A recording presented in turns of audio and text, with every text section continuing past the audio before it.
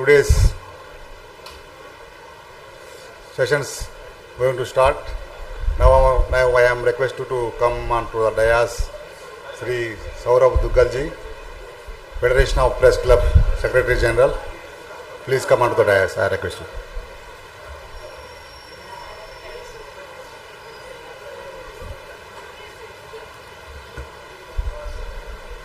Hello.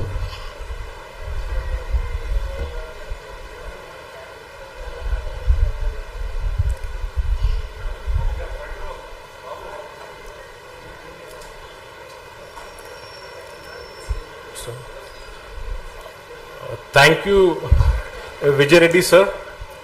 On behalf of the Federation of Press Club, I welcome you all. And before that, on the behalf of all the press clubs who have been instrumental in forming the Federation of the Press Club, we thank the Hyderabad Press Club, because being a part of the fraternity and coming from a press club, it's not an easy thing to organize such events of this magnitude, and there are a lot of logistics things are concerned. So I thanks Hyderabad Press Club. In the Indian subcontinent, media played an important role in the freedom movement, and post-independence, media has been a contributor in almost all the resistance movement. And coming from the Chandigarh region, Punjab, media stood firm in the 1.5 long decade of militancy. There were killings, lot of arrests, but media stood to its ground. In Telangana, media played a powerful role during the long struggle of a separate Telangana state. These contributions gave the media strong and important place in our society. But today we are here to discuss the trust deficit in the media. This is a serious issue not only for journalism but also for democracy. So it's a high time to introspect. Over the last decade or so, there has been a deterioration in almost all the pillars of the democracy, be a legislature, executive or the media. Questions are being raised over the media's independence, credibility, ownership, political influence, commercial pressure, and its ability to hold those in power to account. Some section of the media are labeled as Godi media, while others are seen as aligned with different political parties. Yet, despite this trust deficit, when an ordinary citizen faces injustice, corruption, administration apathy, or an issue that nobody seems willing to address, people still look towards the media. This is why the need for an independent, credible, and responsible media becomes even more important. And when we talk about the media, we must look beyond political coverage. Political journalism is extremely important in democracy.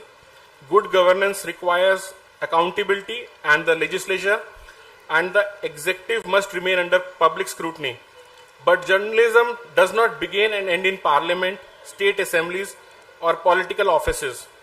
There are journalists working in small towns, rural areas, who cover municipal corporations, panchayat, school, hospitals, court, local administration, and sporting events.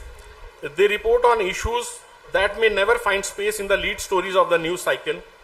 For many ordinary citizens, these journalists are the first and sometimes the only point of contact when they are denied the right or when the system fails them. This is where the real value of journalism becomes visible. We acknowledge the contribution of independent media and journalists who continue to keep public trust in journalism and even in difficult times. Therefore, the debate around the media deficit cannot simply be about whether people trust journalists less today. We must also ask, why has this trust declined? And how can journalism rebuild the trust without compromising the independence? Because the answer to a weaker media cannot be a weaker democracy.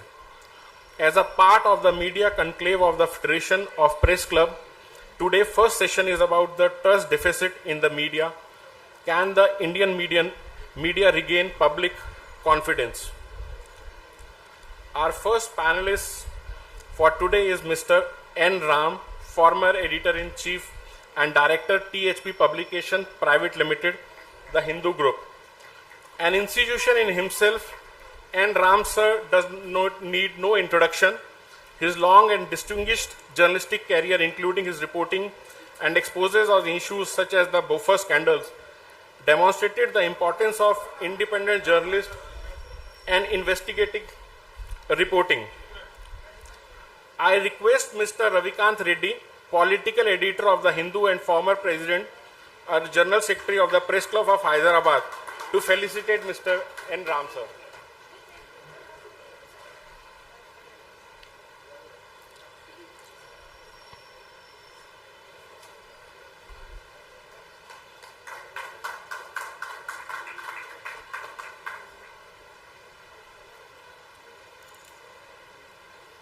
Our second panelist is Pratik Sinha, co-founder of Alt News.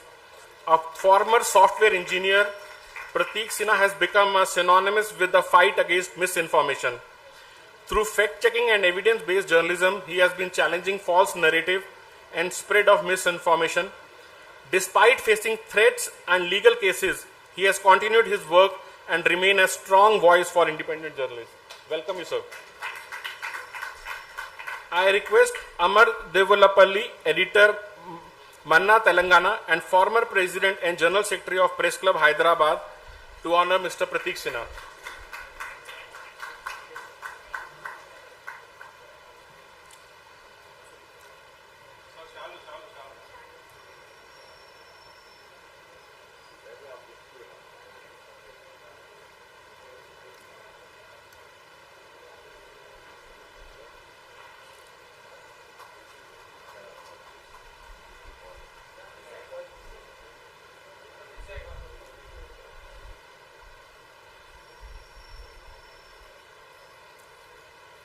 Our next panelist is Saida Faiza. She is a digital editor, the Siyasat Daily. She is from Hyderabad and is the new newsroom experience, the force behind the coverage of the Siyasat Daily.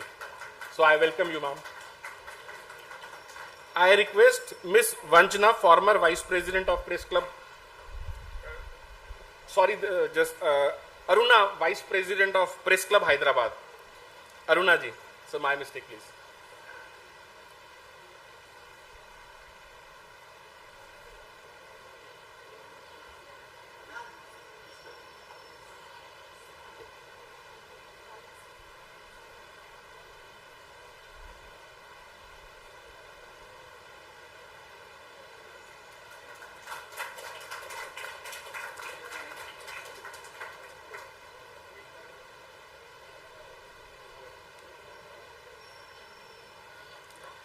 The moderator for today's panel, Uma Sudhirji, an award-winning independent journalist from Hyderabad.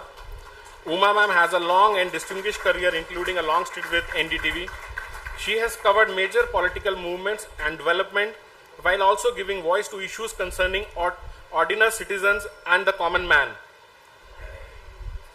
I request Ms. Vanjana, former vice president of Press Club Hyderabad, to felicitate Uma Sudhirji. Huh?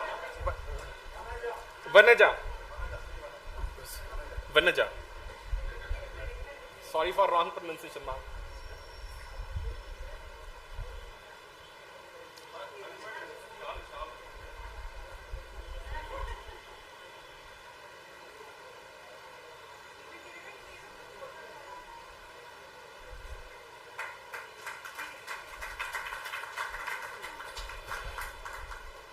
Today is the beginning of our media conclave session, and it's going to be a series of media conclaves in the coming time to strengthen the voice, to give strength to the free speech.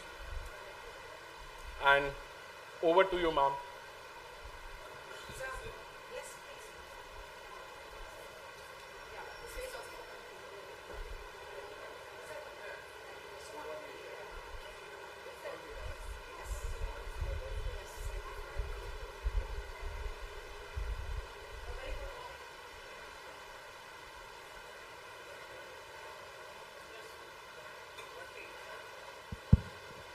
A very good morning to all of you, and thank you, Saurabh Dugalji, for the introductions.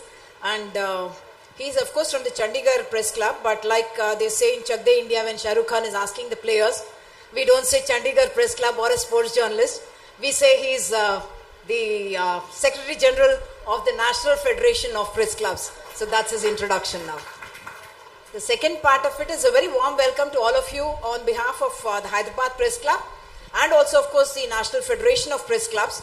And to begin with, to bring in some energy and also to celebrate this formal kind of a launch of the Federation of Press Clubs, I would urge all of us to clap together on this. Because this collectivization is something that we are looking forward to for protecting not just journalists, but more importantly, the journalistic values and also the journalistic institutions, I guess. So he's already introduced the topic today, trust deficit in media, and how should media regain its trust. Mr. Ram, yesterday, in fact, day before yesterday, he said there is a little bit of a presumption in that statement. Of course, all of us have experienced the kind of a deficit that seems to be growing ground all around us. But there is also, of course, documented evidence in the form of research institutions, whether it's the Reuters or Pew Center or Pointer. They've all been talking about these kind of the erosion of public trust in institutions. And I think we need to make that distinction between, because very often television dominates everyone's mind space when you talk about erosion of trust. But yes, there is the print media which still retains a high degree of trust, 60%, 65%.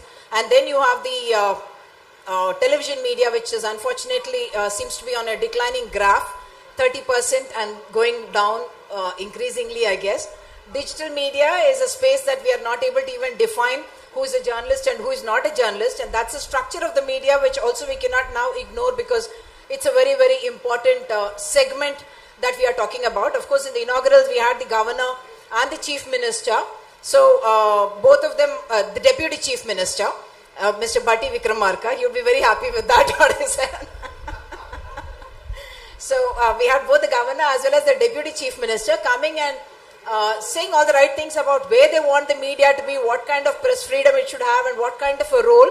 So at least theoretically we are all on the same page. Shouldn't say across the political spectrum when the governor is involved, but yes, at least theoretically we are all on the same space, and therefore I guess something which is not just ceremonial but symbolic as well for all of us. So I'm going to start off where you left yesterday. You spoke about how both constitutional and legal safeguards may not be sufficient. Even that we realize that constitutional and legal safeguards is something Vivek is working on to say where are the gaps and what we are missing out and where they are trying to again dent those so that the threats come even in those things which we've taken for granted, legal and constitutional frameworks. When we keep saying erosion of trust, public trust is something very important even for the safety of the journalists and the journalistic institutions. When we all keep talking about trust, I want you to quantify for us what you think is really, what is the extent of this challenge and what is the crisis we are in, because of which we thought it is important enough for all of us to sit together and discuss this fallen credibility.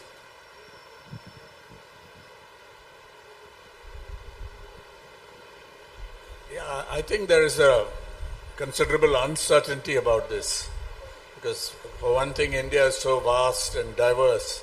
We don't know what's happening in various parts of the country. Now, take this Reuters Institute, it is at Oxford. I've been there quite a few times. Digital News Report. I think it's a very good center for research on journalism, but they have limited resources. But they came out with an annual report. Yeah, and in a sense it's very thin because they don't have the funding to do a big survey, and it's largely the English language newspapers. But insofar as it goes, 39% of Indians say they trust news. My point, the reason I mentioned it and made those remarks is that we shouldn't come to big conclusion based on this very limited data. But we can't ignore it either. Because also I think there is reported evidence, trust is less trust. So lived experience from journalists and media persons all over. So that has to be taken into account. Perhaps Prateek may have some insights into this, because they drill quite deep on issues they pick up. Yes, assuming that we have a problem with trust, and we don't have a reference year or a reference period where trust was very high, but again, intuitively, I think a lot of people, we know that trust was a key during the freedom struggle when circulation of printed newspapers was very limited. There was no television, there was some radio, but it was all controlled. So in those times, instinctively we feel that somehow the printed press had influence and based on trust. I mean, the newspaper of record tradition, I'm familiar with the Hindu or the Times of India or the Indian Express, they go back. I think, and during the Bengal famine, Amartya Sen has said that the role of the statesman, which had a very limited circulation, owned by British, it's not part of the freedom struggle, and yet its reporting of the Bengal famine, with Mahalanobis, I think, making some input, made a big difference. I don't want to go into too much detail. So, although there is no real data on how to measure influence of the media, instinctively and anecdotally and in terms of some, as you say, theory, there is this, we can assume there was trust. Today, I wouldn't draw large conclusions, but assuming that there's I wouldn't say a crisis, but a real challenge there. Many of the reasons are beyond the control of the professional media or curated media, whatever word you want to say. One is the economics of the whole business. The media's economic foundation are weakened. We can discuss it if there's time. The old business model where the 20th century, particularly the second half of the 20th century business model where advertising subsidized a lot of journalism, paid for a lot of journalism, could do investigations, you could have foreign correspondence, and all with a limited budget. But it was well funded and they were quite profitable. So, in a sense, actually, you could do. very often, where we are, when we are encountering the public or even civil society organizations, they presume that the press is sold out or individuals are sold out, whereas what you mentioned, the economic model for news organizations, even professional news organizations, is such that sustainability does become a problem, because of which all of this, isn't it? Not so much because the ethics of journalists has suddenly fallen, the standards have fallen, but because economics also dictates it to a large extent. Yes, the political economy of the media, I think that has to be studied, and there's some research on that. And so that's been weakened, the foundation, the base has been weakened, so you're cutting corners all the time on travel and so on. On the other hand, there's some very good investigative journalism with many people doing it. Earlier, there were fewer. I think a lot of people, for example, on the standalone digital players, digital-only players, they do investigations. Alt news. It's not just fact-checking on particular issues. They drill quite deep. So I think that's a very good phenomenon. But the big players are cutting corners all the time. I see it in our own operations. So you do the best with what you have. Whether that has affected the quality of journalism or has just cut out the flab, I can't say. Your views I don't as... think it does, sorry.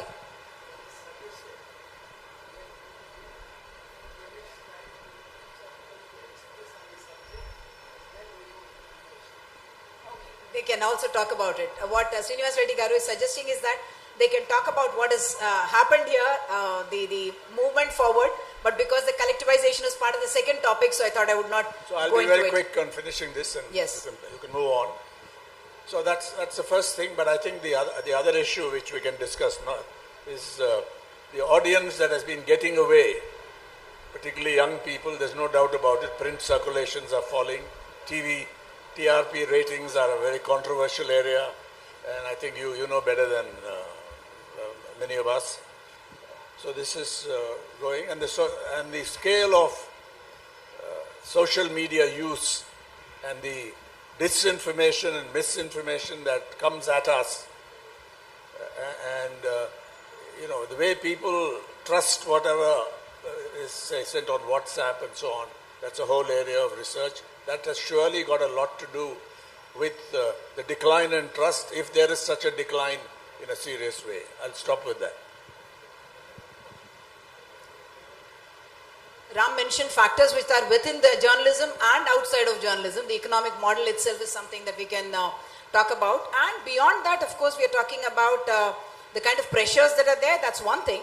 But the way in which the news is consumed, the structure of news consumption, production, creation and consumption has changed. And that is where misinformation, disinformation comes in. And that is also a technical issue. Other than attributing motives to different vested interests, there is also technology has changed, isn't it, in the manner in which this has been produced. Like Mr. Reddy said, I would like you to talk about what has happened here as well. First few minutes, we have heard Mr. Ram that day, so we don't know his views on it. But why do you think this coming together of the press clubs is important? And the second part of it is I want you to talk about the extent to which this misinformation, disinformation, why it has become such a big issue that all of us need to worry about when we talk about trust deficit. So I think this coming together of press clubs is wonderful because these are times which are going to be more and more turbulent. There's going to be more and more turmoil, and there will be a need to stand close to each other, to hold hands. This is not going away, and the reasons are manifold. The reasons are also at this point of time beyond the reach. My understanding is that it is beyond the reach of the present journalistic community because the infrastructure of journalism, where stories are being published, that infrastructure has fundamentally changed than what it was, let's say, 15 years ago. Next year or news will be 10 years, and we started in an era where we have not played in the same playground. All of you have played in a very, very different playground. When we came, the playground had changed, and maybe that was the reason why some of us were more adept at playing on this playground. But having said that, the playground essentially is not going to suit the kind of it's not going to suit journalism. It's not going to suit. I'll start with a simple example. This whole Janata Mantir thing, and I was on Instagram like many hours through those 7-8 days, and one thing was very clear that the mainstream media in general had become irrelevant there, fully irrelevant there. But at the same point in time, it was not that they didn't know what was happening. And the reason was that they were informing themselves. There were kids with one phone, some 5,000 rupiah ka mic, two people, they are going from one place to another place and talking about what is happening. And there were so many of them, and they are continuously going and they are also becoming resources. For example, this one person, they shut down Wi-Fi, right, at Janata Mantir. Now, how do you upload the stories? So this one girl, she went for a walk and reached BJP office and said, "Idhar Wi-Fi mil raha hai, yahan se upload karte hain." So and so then she stood there and made a video कि जिसको भी upload करना है यहाँ पे आ जाए. So then everybody started going towards BJP office because वहाँ Wi-Fi मिल रहा है, because they will not cut 4G there, right, at BJP office, and it is not very far from Janata Mantir. So then everyone started going towards that BJP office. Then seeing that, I think the Indian Youth Congress people, they also opened their Wi-Fi and then everyone started going there. But the thing is that these kids, they, firstly, of course, they are young, so there's a lot of enthusiasm, they're incorrigible and all of that, but they found their own ways of informing themselves, and it did not matter. Like, if you look at the, what did they, at the end, when nothing was working, you saw one boy going across several channels and talking about reservation. That these people are not talking about reservation. Okay? And a hashtag started, reservation hatao. Now, what was this? Why were they doing this? Because, they have a playbook. If it's Muslim, then they have a playbook, Atangwadi. If it is Dalit, then a Dalit Adivasi, they have a playbook, ye Maowadi hai, Naxal hai. Now, these were upper caste, upper class, reel making kids out there. And what is the playbook they have for them? So, eventually, they figured that the playbook is going to be that all of these people, they assume that they are going to be anti-reservation because they are upper caste. Now, this one boy, they got caught of one boy who is probably writing it, and he went to different channels and started talking about that how this, how they are not, this people in Jantar Mantar are not raising the relevant issue. One of them was Shiv Arur. And then Shiv Arur, one day you see that he's standing in the corner of Jantar Mantar, not with an NDTV mic, with this small, tiny mic without any branding, spoke to this guy in one corner and left, talking about reservation hatao and all of that. But it did not catch on. The ploy to destabilize this, and this was the last minute ploy, did not catch on, because then immediately on Instagram, I started seeing the same kids talking about, oh, they are now talking about reservation, and this is why reservation is there, that there is historical injustice and all of that. So the beauty of all of this was that they informed themselves, and if you look at the views that they are getting, one reel would get a few 100,000 views. Like, people, we can never reach that kind of audience. Even if we try on a digital website, we don't reach that kind of audience. I'm not saying that the work that we're doing is not important.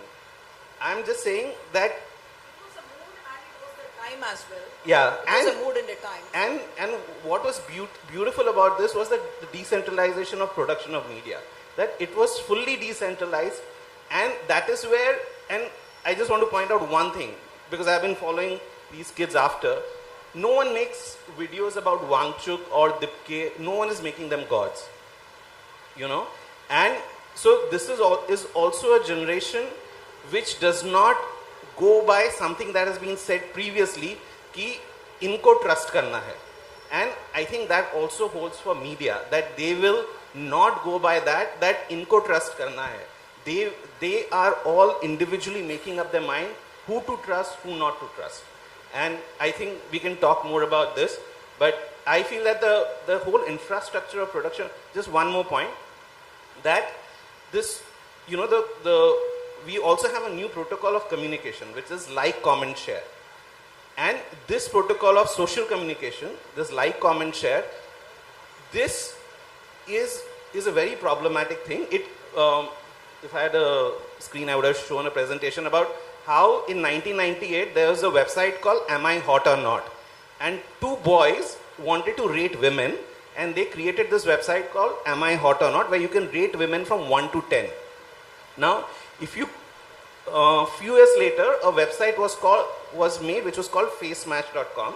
This was created by a boy in Harvard who stole the pictures of all women from Harvard directory and created this website called facematch.com because he wanted to create a equivalent of Am I Hot or Not? Who was that boy? Mark Zuckerberg. And he was almost suspended for it.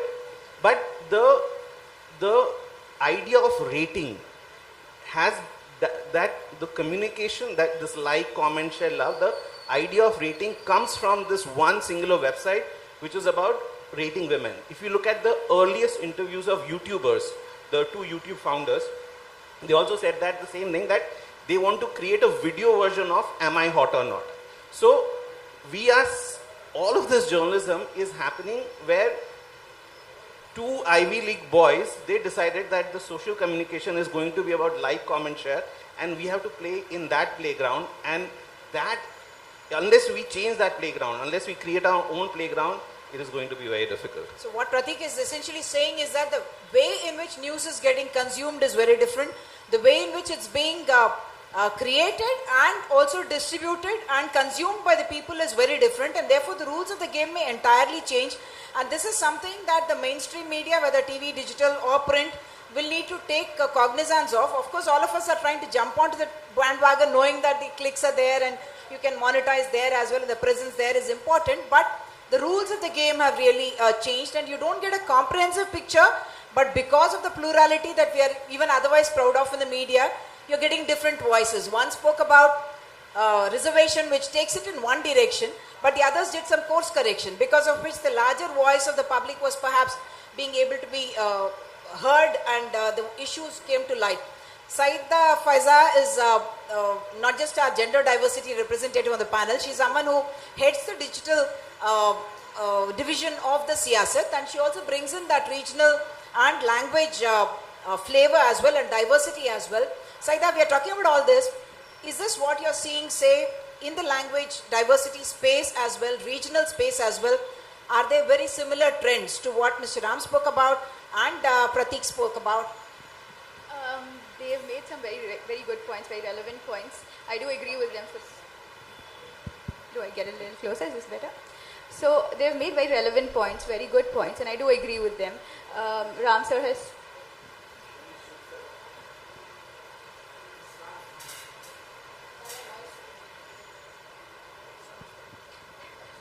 spoken about how Ram has spoken about how politics is influencing all of it.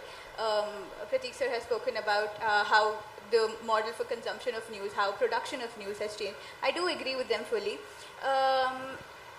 In regional media also we have a little bit of struggle. We have smaller newsrooms, right? We have one reporter covering a lot of issues. So it becomes a little difficult for them to definitely do justice to a particular beat, for sure. But we are trying to bring in formats, we are trying to adapt to formats that are more relevant to the public. We are trying to move into different directions. For example, we are trying to create more video formats that people can listen to, that people can relate with, right? It's not just that we're slowly starting to adapt to these formats. We do see that as well. We see a lot of people out on Twitter, out on Instagram, creating smaller videos. In fact, in the old city, we see a lot of Facebook pages which are all said to be news. That's where the distinction is what I'm asking for, because like the Deputy Chief Minister made a very interesting statement. He said now there is no lack of information. And the distinguishing factor for any journalist is going to be credibility. True. And that trust is what he spoke about. For you, I know that you are in a very crowded space in that sense, because everyone has a phone which becomes a news channel, and therefore does the credibility, trust of mainstream media, what we call, I mean, it's a very, I don't like this word mainstream media, because they have become mainstream actually now.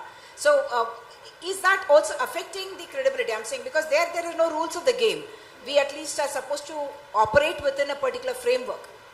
So now there are smaller channels that you're talking about that call themselves news creators, that call themselves as news channels. Yes, so what happens with regional media is that we are more accountable to the public, because the information that we give out has immediate consequences, right? So it does happen with us as well. There are smaller news channels that try to connect with the public, and these are the channels that create more trust within the public, because they are more connected with the public. So that is what we have to do as regional media as well. We have to connect with the public better, so that they have faith in us, they have trust in us, so that and we are definitely have to be accountable to them, because they will question us if we put out misinformation in any kind of way, right? Is the mainstream media really reluctant? I don't know, I should ask Pratik this question. We talk about misinformation, disinformation. We'll come to the other political factors and otherwise later. We salute you that you are a pioneer, and even now continue. Your site is something that we all look up to know what is right and what is wrong. Very obviously, the mainstream media or the digital and television media and print media as well have a need to be able to, very often they are actually multiplying the fake news. Is it because of lack of intent, lack of resources, or some other factors that they are not upping their act to put that in check? it's multiple things, right? So, uh, number, there are organizations, we have debunked newspapers, mainstream media newspapers, falling for onion and, satire site and putting out onion pieces as translated pieces. For example, multiple times we have fact-checked Gujarati newspapers who have taken an onion piece and put out a satirical piece as real news. So that is one, is not being native to this medium. That is one issue. But very often, I think it is active disinformation. So, for example, we had debunked this one particular video. Much happened in Jamnia about 3-4 years ago, and the police barged in, and one video came out where the kids were seen holding something, and there's one particular reporter in India Today who does these stories. He comes with a story from the Delhi police and says that they were holding stones, and that is why we had to take action. We did a story and we showed that those were not stones, those are essentially wallets. We zoomed in and we showed that these are not stones, these are wallets. And these are multiple times, these stories are being placed which are false stories. So a lot of, I would say this is active disinformation, is because it is being pushed. There are so many cases. For example, Owaisi की rally में बोला कि पाकिस्तान जिंदाबाद. Owaisi was doing a rally in Delhi or Lucknow, I forget. And the person's name, the local general secretary's name was something Khan. And they were saying, I forget what his exact name was, that this Khan Zindabad. Okay? I think we have debunked at least 15 of these, where mainstream media has put out that in a particular political rally, Pakistan Zindabad has been raised. And of course, these are rallies of opposition parties. Samajwadi Party rally happening, same thing happened, and 3 boys got arrested. In Araria, there was a by-election, and RJD won. 3 boys got arrested. A sedition case was put on them, and I was doing a training in Calcutta about how to look at audio, how to debunk audio manipulation, and the Google had sponsored that training. So one, again, India Today reporter from the back of the room stands up and talks about this Araria incident. He says that I was on my way back from Araria. I had already reported. Then I got a call from my newsroom to say that that ABP is running this, कि वहाँ 3 बच्चों ने पाकिस्तान जिंदाबाद बोला है, आप इसको चलाओ. So he's like, but I just came back from there, I did not see this. But he's like, no, ABP is running, it is verified, you run it. And India Today ran it with a ticker that we are not able to verify this video. And next day, Anjana Kashyap did a whole 1-hour panel discussion, again with a ticker, we are not able to verify this video, but they kept talking about this video, and we forensically showed that it was a manipulated video. Those three boys from a small town, they spent a month in jail. Of course, there was no case, the case fell, but they had to leave the village and go, and we followed up that case, what happened to them. So there is deliberate active disinformation during Ukraine thing, where it was suddenly claimed by multiple mainstream media organizations that the Indian Air Force, Indian airline flight is flying into a no-fly zone, and only Modi can make that happen. So, and all of this is easily verifiable. But if you're putting out this, then this is deliberate. This is not just a question of a mistake. So we are talking about mainstream media, so to speak, and he's giving examples of where there is a deliberate intention and you know that you're walking on very, very shaky ground, and yet you go ahead with it for whether it is TRP race, clickbaits, or circulation, let's say, in the case of the print media.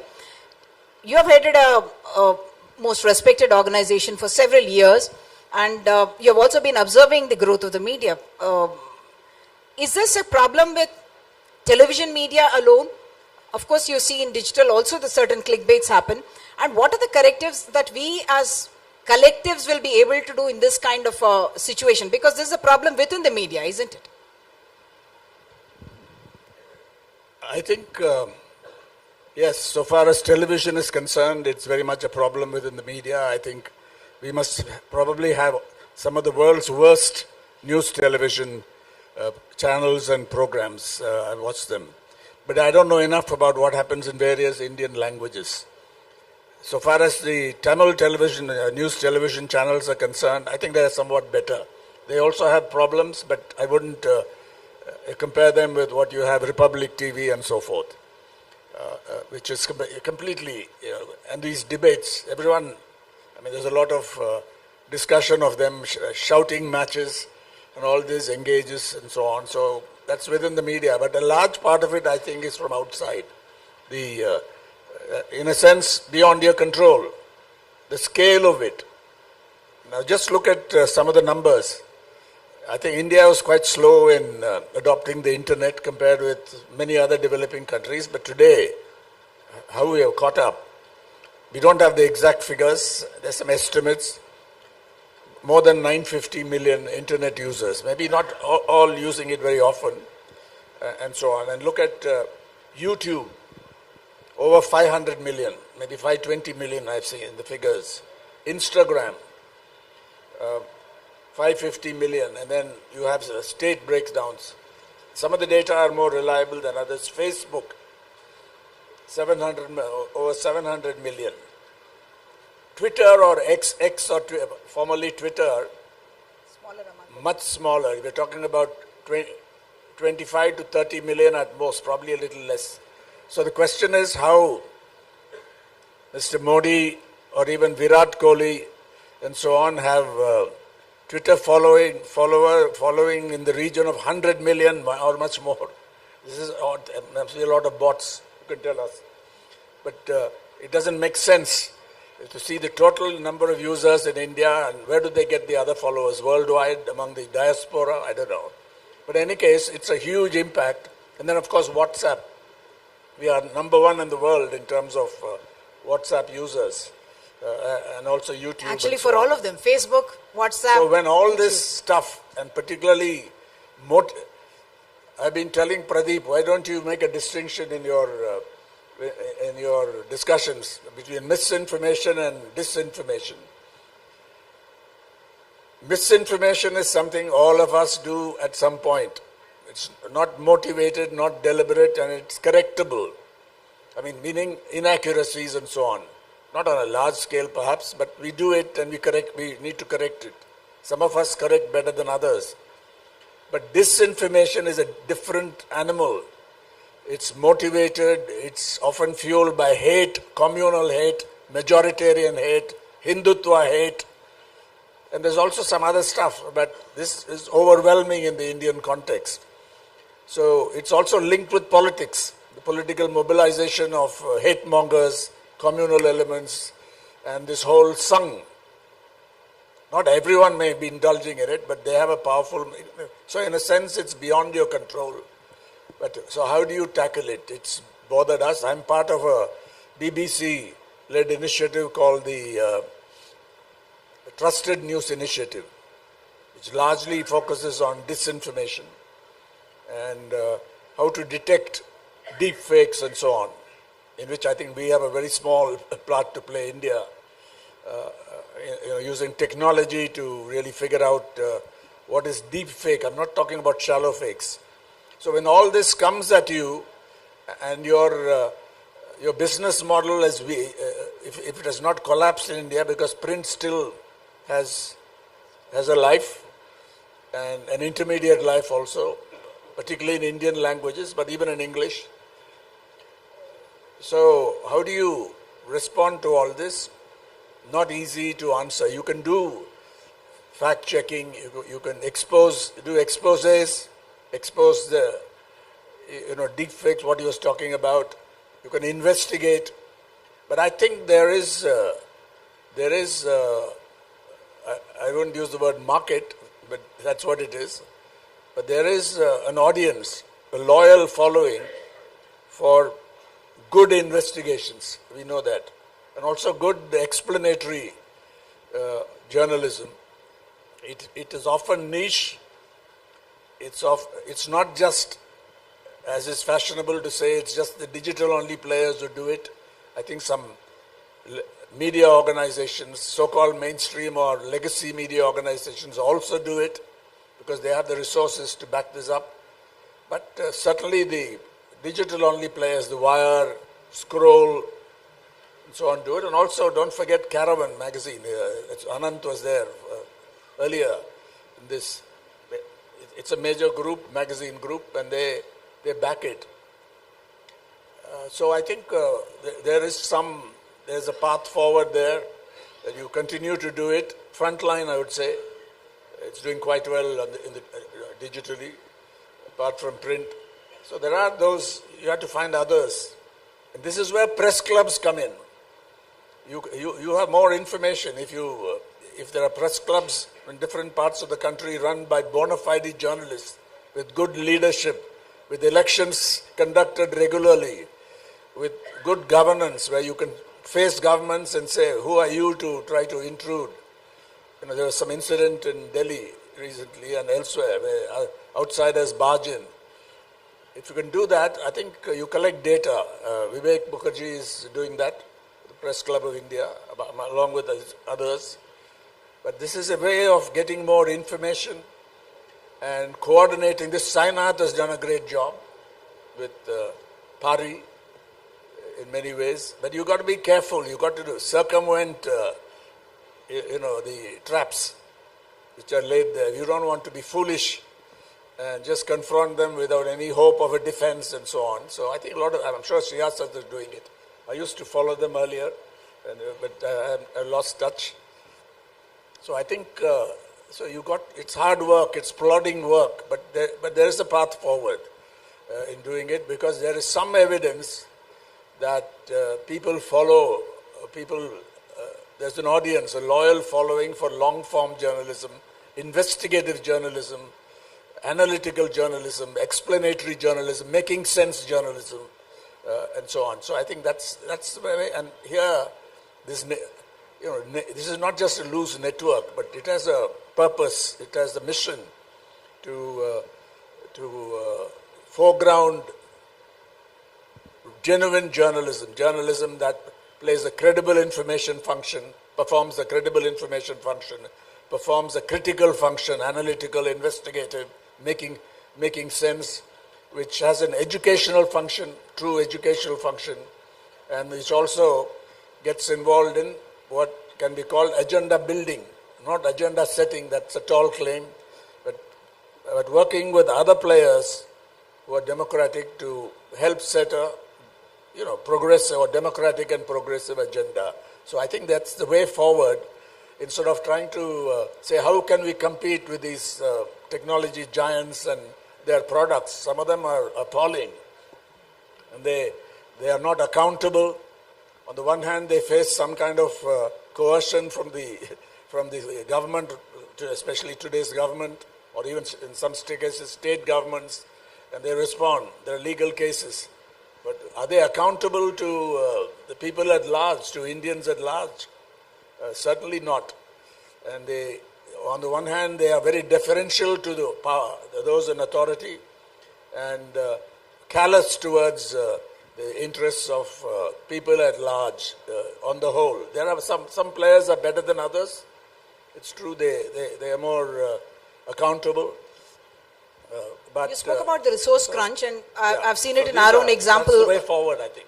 Yeah, I'm saying in our own example, NDTV itself used to do a lot of ground reporting, and we would go into the field, and even when the leadership was committed to the idea, there came a time when we could no longer do it so. So is there really funding possible in any other manner of doing this? Nobody seems to have cracked that. Pratik, you run an organization where you say it is not corporate funded, it doesn't have political affiliation, and yet you have been running it for 10 years. I think we need to clap to that first of all. Going to be 10 years for that, and going strong as well. They are not financially in as fragile a position as you think.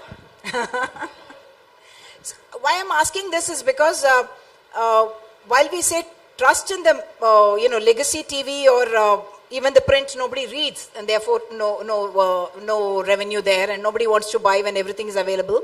And youth, in any case, we all know that everyone's looking to. It's a world over trend that everyone reads out of YouTube or wherever the sources of information come about. Individuals like, say, Ravish or many other YouTubers which are independent, which people want to see, but they are not again guided by any framework of what journalists are supposed to do. Is that the model that we are going to look at in the future, increasingly so? From a financial I want point you of to also view. react to that, since you shook your head quite vigorously. From a financial point of view. Sustainability point of view, credibility point of view as well. See, Because you gave the example of Jantar Mantar, where there was multiple voices, and therefore people came to the truth with the idea of consuming all of that. See, sustainability, the alt news story, what we realized over time, we started off with, presently we raise 18 lakhs per month. And we said, when we, at the start of the month or at any point when we do our fundraising, we will say that we have, for example, we have some recurring donations which amount to about 8 lakhs. 10 lakhs we have to take one-time donation. Now, next month is the pay hike month, so then we'll have to make 19 lakhs. But so we have some recurring donations, and what we figured over time is how to think about money. When we were saying give us 10 lakhs, we were getting 10 lakhs. As soon as the figure went to 12 lakhs, 13 lakhs, it stopped, because 12 lakhs, 13 lakhs became too big an amount for an individual. And that is when we changed tact. We said, so if you see last month's fundraising, where we raised 18 lakhs in a matter of 24 hours, we said 500 rupees and 3,600 people. If 3,600 people across India give us 500 rupees, that is 18 lakhs. And when you say that, oh, I have to only give 500 rupees in that 18 lakh figure, and that 3,600 is a very manageable amount, they will find the other 3,599. So then it becomes achievable. And so I feel that even up to, if alt news goes up to a budget of 25 lakhs, 30 lakhs, which slowly, we are trying to do more in video, etc. I feel that even that is manageable. I'm sure News Laundry and News Minute are running a much higher budget. And so, but this, one has, I call it retail fundraising. We have to think about retail fundraising, that number one, once trust is built, there is a certain audience that alt news has. Once trust is built, and you keep that trust, you hold on to that trust, but you also start thinking about, you go into their shoes and start thinking, at what point will they take out money and put it into your kitty. And I feel again that 500 rupee is a very good spot, because it's a 500 rupee note. We put out a 500 rupee note, you go out to eat one biryani in Hyderabad, it'll be 500 rupees. So, and I think as journalists, we have to, especially in India, we have to play on that 500 rupee figure. Whether it is a subscription cost, yes, you give people the choice of donating more. So there are people who then would even donate 10,000 rupees. Because they are like, oh, 500 rupees, so I'll be 20 people, 20 into 500, I will give. But I really think that as far as sustainability is concerned, we have to start thinking in these ways. And number two, I also feel that there is a fatigue as far as subscriptions are concerned. And there has to be some way of common pooling. So for example, yesterday we were doing an article and we want access to an Indian Express article. Now, how many places will we subscribe? So if there is a way of common pooling, that I am giving 500 rupees, give me access to one article in Hindustan Times, one article in Hindu, one article in Indian Express. And if there is this common pooling, then I think that could be a more successful model.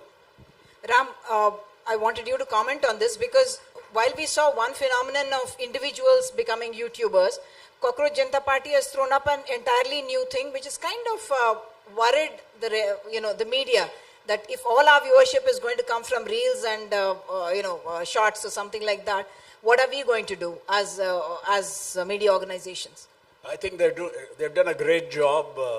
In fact, when Trinamool MP called me, you think they were completely down and depressed. No, she was euphoric about how freedom of expression is back thanks to the cockroaches. By the way, the real founder of the Cockroach Janata Party is not, as many people think, Dipke. It is, salute Chief Justice of India, Surya Kant, who's the real founder of it, because had he not used those The man words... will never take credit for it. Yeah, Would never want to take credit and for now it. he's being their friend. No? He says, after Nalsar and so on. But anyway, they've done a great job for us, for all of us, in the sense they opened up spaces. How long it will stay, whether it can be sustained is another matter. We hope it can be sustained. But I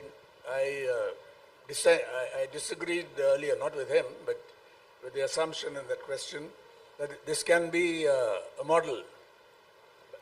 It cannot replace genuine journalism. I'll give you one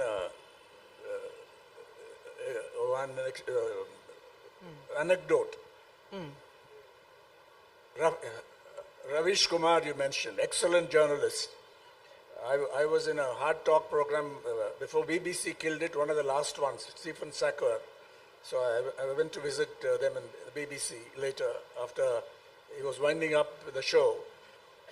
He had visited Ravish Kumar, and how difficult it is for Ravish Kumar to do the kind of thing he was doing for NDTV at that time. He's doing a great job, but it's extremely strenuous. He has fewer resources. He doesn't have that team to do it. He has a following.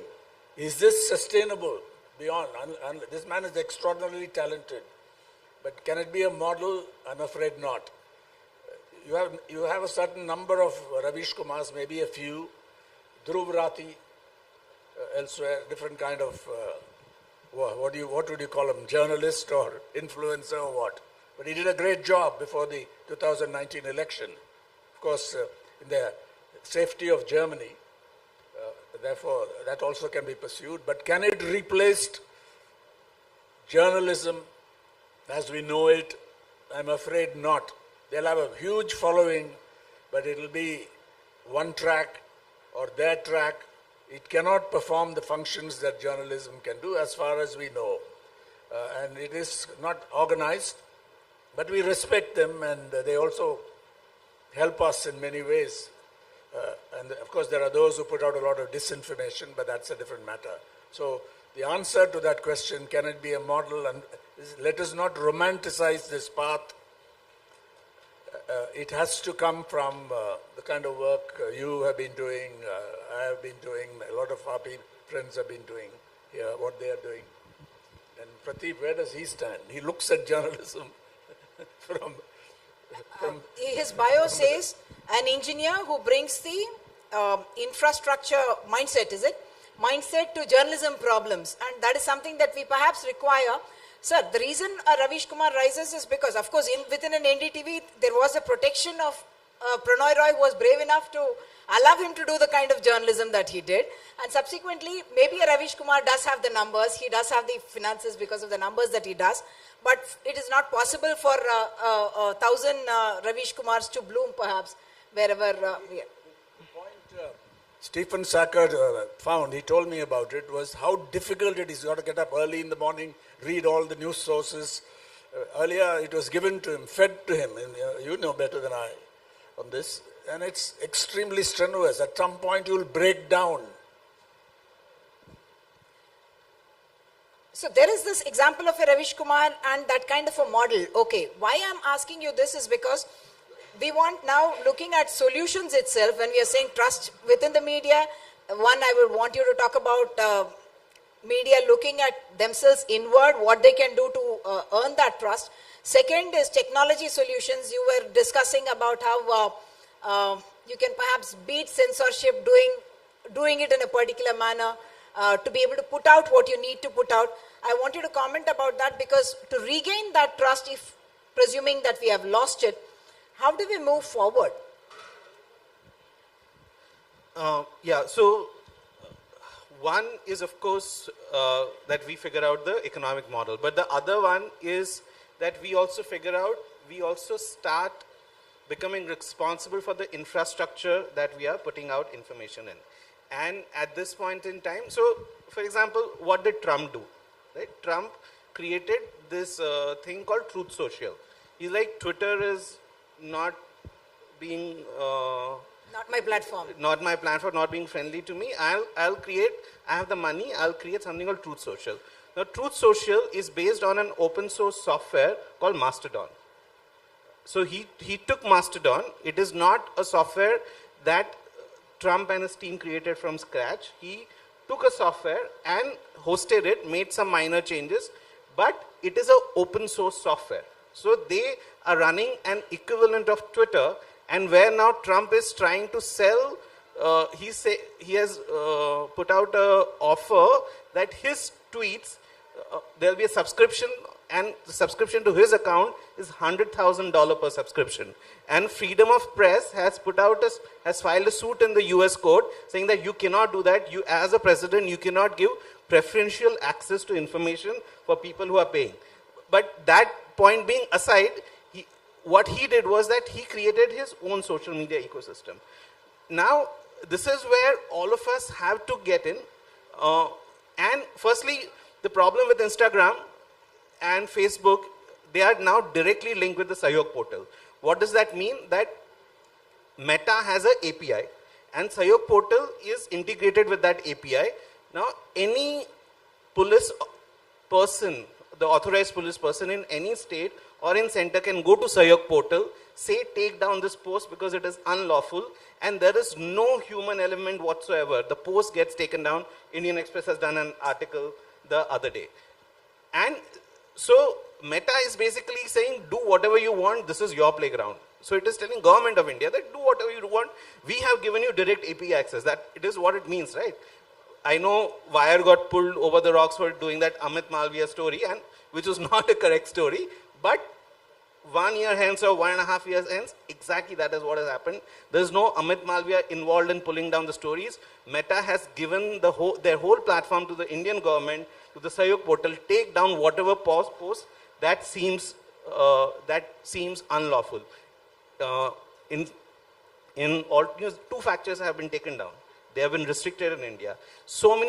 All of this is happening, and this is going to increase. So this is also the time to not be dependent on big tech so much. We have to do sort of a thought session amongst each other and figure out how to host our own software. Yes, Trump has a lot of money, but collectively, if the journalistic fraternity decides that we don't want to be dependent on Instagram, Facebook, and we have if the journalistic community at large decides that, okay, we are going to host our own platform, then, we have the ability to attract people. All these, some of these, they came, what was it called, Cuckoo or whatever. But they didn't work. And that was because there was no reason to go away from X. And that is because all the conversation happens on X. We are all sitting on X.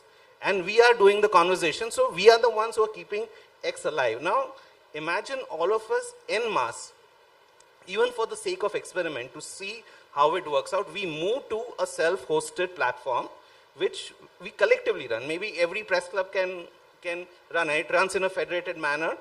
So then we try creating our own platform where we do our journalism, which is not easily censored. And we also start talking about simple things. For example, if you have your browser, and if you go into your browser, if you go into preferences, there is a setting called DNS over HTTPS. Now, anytime a story gets taken down saying that this is not available in India, DNS over HTTPS, what it does is that the DNS is like the address book, the phone book of internet. And if the phone book is open, then everyone can see it. But let's say the phone book is encrypted, that when then you are able to reach that. I have to go into more details into this, but there are many ways of fighting censorship. The technology is already there. It is there in your browser. It is a click away. If you open your browser, you will find something called DNS over HTTPS. You enable that. If there is a court order saying that take down the story in India, you'll still be able to see it. In fact, Wire had done a story, and it was taken down, and I put a tweet saying that enable DNS over HTTPS, and many people started going that. But because this was on X, government took down my tweet. So they restricted my tweet as well. But these are things that we are in a place where worldwide there's been a lot of work which has been done in the technological sphere, and we have to start embracing it. That's actually a very wonderful suggestion what you're talking about, and I think we need to look at it because journalists no longer can remain in our ivory towers, and we need to collaborate with tech as well. What happened when the BBC, the two-part BBC Two documentary called The Modi Question was, the first part was taken down, but I think more people saw it than would have. How did that happen? We paid a price for it. Yeah, that is also the case of, that when you ban something, for example, Satlaj, I don't know how many people, it came to me, if people have downloaded Satlaj and have circulated it. So if you're going to pull down things, then people are going to watch it, but that is a different phenomenon.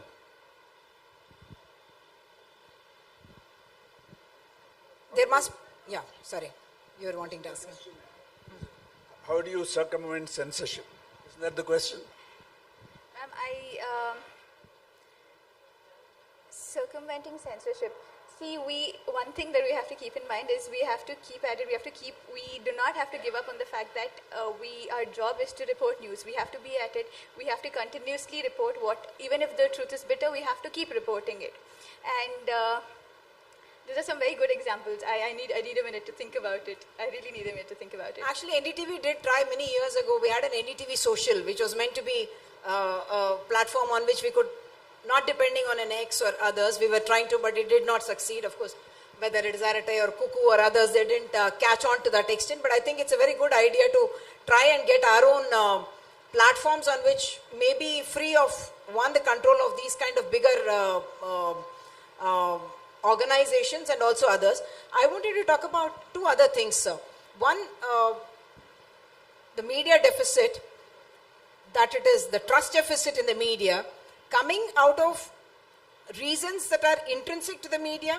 And the second part, of course, which is the larger one and which is the more sensational part, which people love to believe and which largely is true as well, the propaganda which gets pushed as news. Is it possible for media organizations to resist it really? Or are we just having weak knees? I think that takes us to the issue of ownership and the kind of interventions. They were always there.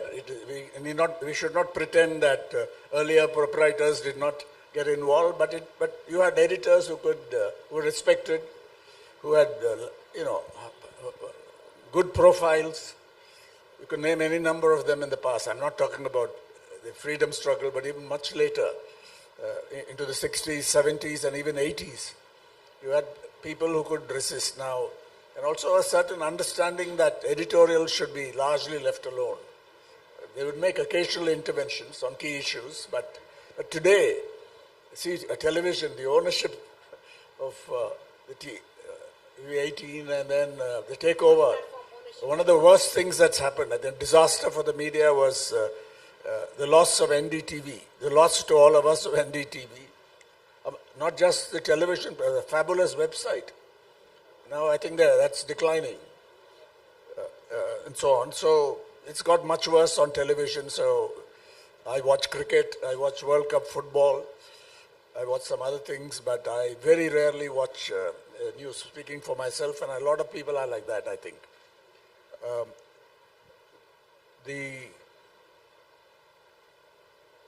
The issue of ownership, lack of transparency of these interests, I think is a major problem, which I think the discerning section of the audience, there's also the other side who punish you if you get too propagandistic, who think you are enthralled to those in power at the union level and even at the state level.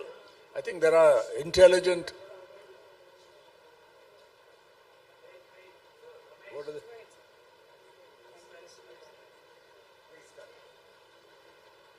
Yeah, can't that be done later? It's a, yeah. What was the other part of the question? So we're talking about the larger. Looking inwards, what can organizations do? If my intent is right that I want to do good journalism, what can you do to rebuild that trust? Alt News is one example, and he has a particular model. Adopting codes of conduct, codes of editorial values. The Hindu tried it, but now I think with digitization, it's become extremely difficult to do. So journalists themselves have to do corrections. Editors have to do it. The idea of a reader's editor or a news ombudsman, there's an international organization called ONO. We made much of it, but today the Hindu doesn't have a reader's editor because it's become very difficult to do the job. There are also other ways of doing it. You have to correct. But I think still the idea of a news ombudsman who is not answerable to the editor and the editorial teams, but only to the whoever appointed you, and they don't interfere too often. I think is still a good thing. But you need a code of conduct. You need corrections mandated by the organization, by the editors, and you have to adopt this code and make it transparent. I think that really helps to build trust. Then when it comes to self-regulation for the whole industry, I was much taken with what was happening in the UK. The Levison inquiry, we don't have time to discuss the details. It was shot down by the British press, but people like Alan Rusbridger of The Guardian and even the Financial Times bought into it or supported it. The idea is that an independent self-regulatory mechanism would be set up comprising journalists, not serving editors or proprietors, but respected figures in the media and maybe some others. And they would adopt a code, and this would be certified. It would be underwritten by statute enacted by Parliament, which would just be a verification procedure whether the code is adequate and whether the panel selected is up to the mark. It looked like an attractive model, but it's very hard to work it. So I think we have to discuss it. Whether in India, I think you've been working on a media bill and so on, but self-regulation, not just left to the media, that doesn't work, but required, underwritten perhaps by statute or in some other way, I think would definitely be a good way to row back and get some... I think that would bring a lot more trust if it's transparent and you had this self-regulation. Then funded businesses, very hard to bring them up to speed, but we are doing it. Pay for journalism. The Guardian has been remarkably successful. As you know, it's a non-profit backs it up, the Guardian, the Scott Trust. But they also, it's free, the digital content. But there's also various ways they collect money, above all by asking people, if you like our journalism, pay us. And that's also the Wire's model. Although Wire also takes donations and so on. Editorial firewalls, and then media literacy. I think that becomes very important. It's been talked about. Media literacy curricula can be prepared by, I think it's already there in the Hyderabad Declaration, which is going to be put up for adoption later on today. I was told I won't be here for that, but it's up there. But I think working with organizations, even government agencies, which are willing to introduce it into the school curriculum, into the school programs.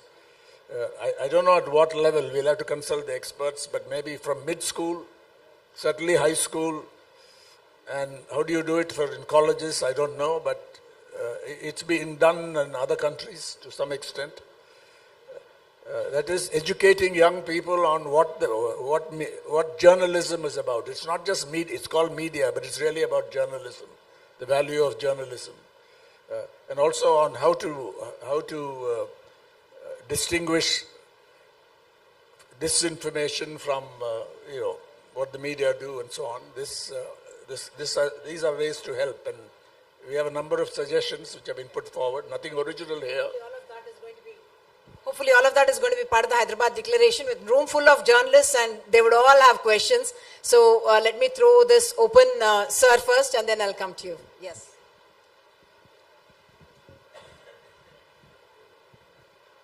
Uma, so the thing is, we dealt with more on digital media, electronic media. In spite of digital and electronic media expansion, still the print media has the credibility than others. Higher Little credibility, bit. double the credibility according to Reuters limited surveys that they do. That's true. But don't we feel a fundamental structural and ethical shifts needed at this hour or not? Number two, to collect money from the public, donations, to establish a digital platform is okay.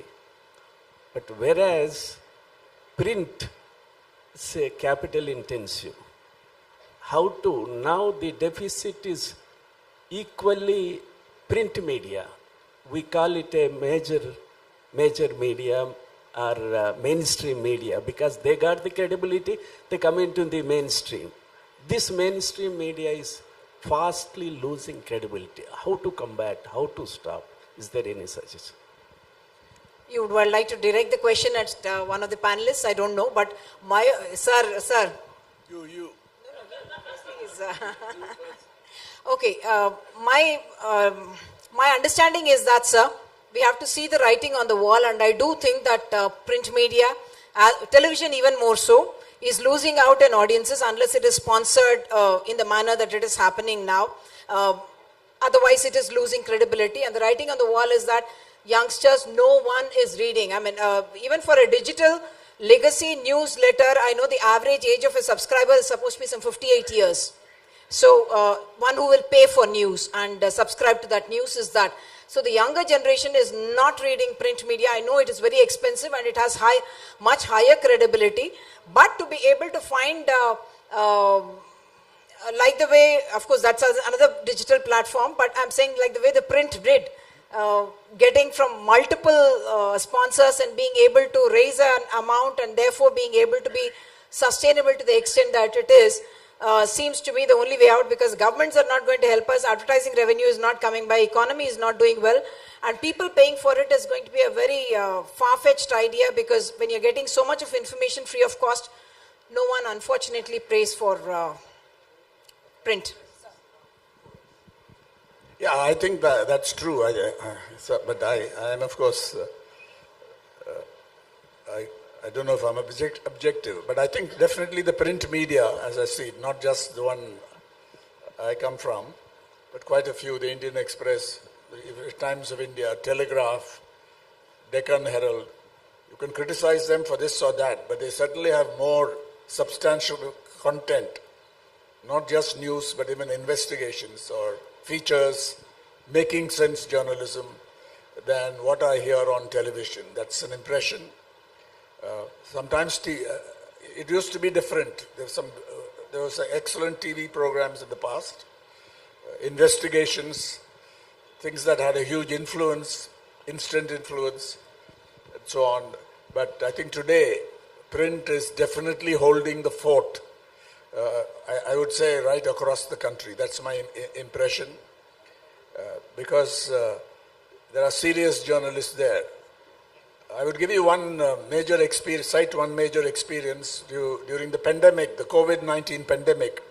I think there are many indications and even some surveys that showed that trust in the media increased, and people went to trusted news sources rather than social media, because to the credit of Indian news media as a whole, they didn't give too much space to the quacks and charlatans, people who claim they could cure COVID or do this or that. I think people fell back in their own interests for safety of themselves and their families to the trusted media, largely print, but also I think television did a pretty good job, what I saw during the COVID-19 pandemic. Because they had doctors, they had experts explaining things, not just Ramdev and others of that kind. Because I think the media fell back on trusted experts, you would say, and that was spread. I think they did. This is an under-researched part. Vivek, take note that you can gather information on that. I think you have something on that. Just one point to add. So we are now living in a very fast-paced environment where everybody wants news on the go. They want to read short blurbs instead of wanting to read a detailed article. But where in the future, where how media is going to move forward is not by subscribing to this need of speed. Right? We have to slow down to be able to give a better output to our audience, to be able to give a better output to our readers. We have to slow down a little bit, and I think that's where print media comes in. They verify facts, they take their own time, they go to the ground, they report stories that matter to people. Right? So that's where the future of journalism will be. That's where we have to be moving forward. Instead of subscribing to the need of speed, we have to slow down a little bit, and we have to take some inspiration from print media to verify facts properly and then to report it. I have one idea. So basically, I mean, let's say if I were working in one of these print organizations, what I would do is that I would take the newspaper, put a camera in front of me, and then I would read articles, turn over articles that this is happening here, this is happening here, while keeping the newspaper in the camera view. The problem is that you don't have newsstands anymore, so you don't see newspaper. The image of the newspaper has disappeared from people's minds. And you have to bring back the image of the newspaper. So if it were me, I would take a newspaper every day morning, someone in Hindu or Indian Express. For example, this story about Indian Express. So many stories are coming, right? I would sit and I would read out that this is what has happened and explain people in brief. Turn the page. You have to do the performance. That you turn the page, you go to page 9 and say, oh, this is an interesting piece of news here. Turn the page, and then you're marketing that piece of paper. Instead of newspapers completely shifting to digital, and then you're not connected to the newspaper, but your information is coming from the newspaper. Even the digital sides of newspaper organizations are getting people, what ground reporters are saying. And so I feel that there is a need to market the newspaper, the actual form of the newspaper. That is certainly a good idea. The other part is, even though, like Ram said, 39% of news, 39% is the trust in news, yet the demand for credible news is actually very, very high. People do look for that now increasingly, so people say we want credible news, and why aren't you, for instance, because the brand that I work for and the owner that I work for, so they say, since Pranoy is there and Decoder, why wouldn't he expand it? So there is the demand that comes there, but sustainability. You were saying something, sir.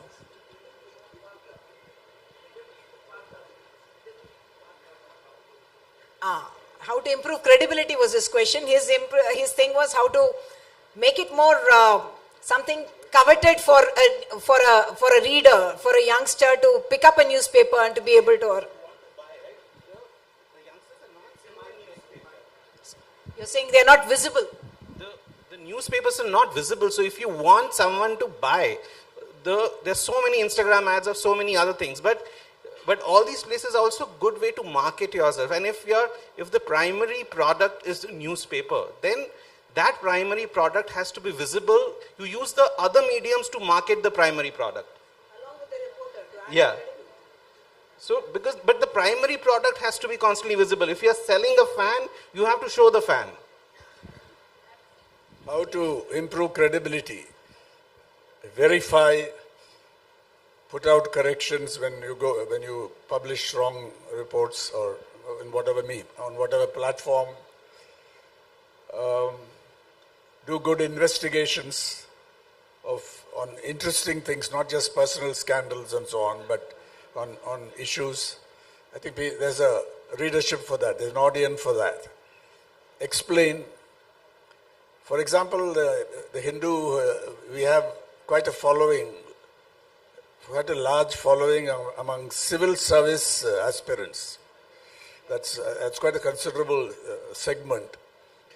And that is, I think, an indication, at least in the civil services, when they enter innocently, they think that credible information is required for their future careers. And it's a touching tribute to the civil services of all different aspects of it. So I think that's something you can do. People recognize credibility over the long term when it's there. And that is the primary function of journalism, the credible information function. Credibility is not quite trust. Trust is something much deeper. But credibility is, you could say, prima facie. It looks trustworthy. It's worth looking at. If you seek some information, this is what you go to. That's what credibility is all about. And I think that is gained by legacy media and some digital products.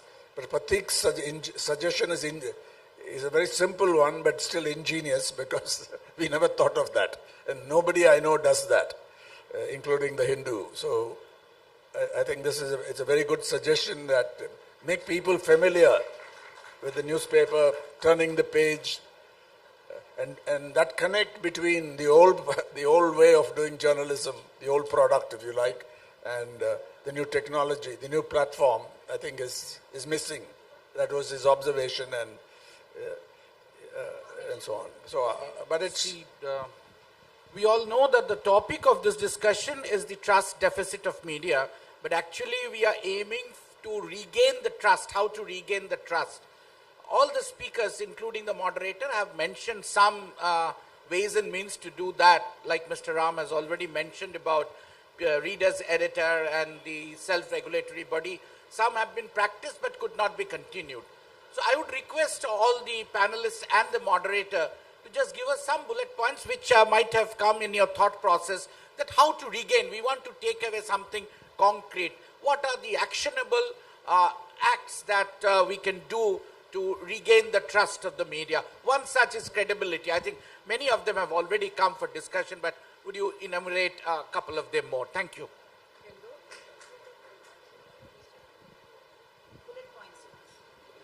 So, for example, Ajit Anjum, and if you follow him on YouTube, and he's going, whether it is farmers' protest, whether it is any protest, he's there on the ground with his camera and, reporting from the ground. And on Jantar Mantar, at the end, he got a standing ovation from all the youngsters who were there. And this is not just Ajit Anjum, so many of the other people who were standing there, there was so much lauding of these people who were reporting from the ground, who were showing the story. So we already have examples in front of us that there are these people who did go there. For example, farmers' protest also. Ajit Anjum was there constantly and reporting from the ground. So we have so many examples where people are going there, and that, so many people were kicked out saying Godi media, but that was, we have to also recognize that so many people were with the mics inside and they were not kicked out, they were supported. So what is the difference? And that difference, we already have the formula for what, how to bring back trust. That is to go and do good old-fashioned journalism. That is what is, those who are doing it, people are intelligent enough to recognize. You cannot, especially the younger generation, you cannot fool them anymore. You cannot, dish any kind of news, and they are much better at reading through between the lines. So we, in the last few protests, etc., one could see firsthand that people who are reporting from the ground.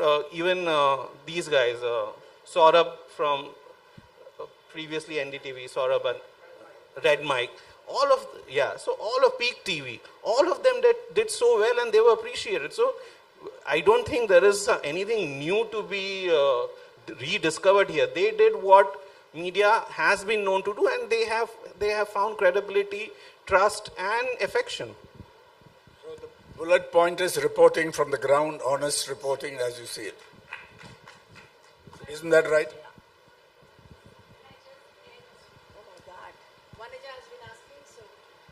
I just want to add, to what I'm waiting. Prateek has said.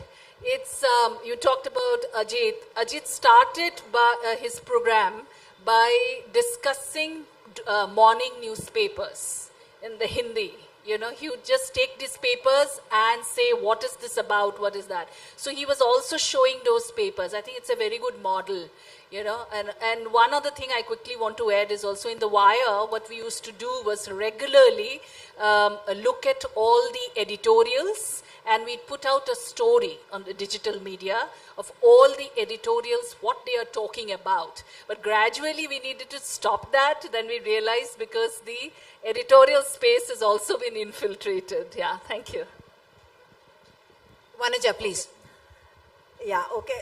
In continuation to what she said, Telugu media has been doing that, reading newspapers on TV and digital media. Those are the most successful programs on TV. Okay. Vanaja herself is an independent journalist who puts out in-depth kind of analysis or perspectives on very important issues that happen here and elsewhere. Thank you, Uma. And thank you all, for being Ram and running that newspaper still, credible, trustworthy, and Pratik for doing what you are doing. And many people do not know that Farida runs a very, very successful digital platform. They have huge following outside India. Many people do not know actually she runs a very successful digital platform. Okay, so now there are a couple of issues. One, are people trusting, newspapers? That is the discussion going on. And the next question is that, people are only looking at influencers, not at the regular YouTubers or, newspapers. I think journalism has now become a food pyramid.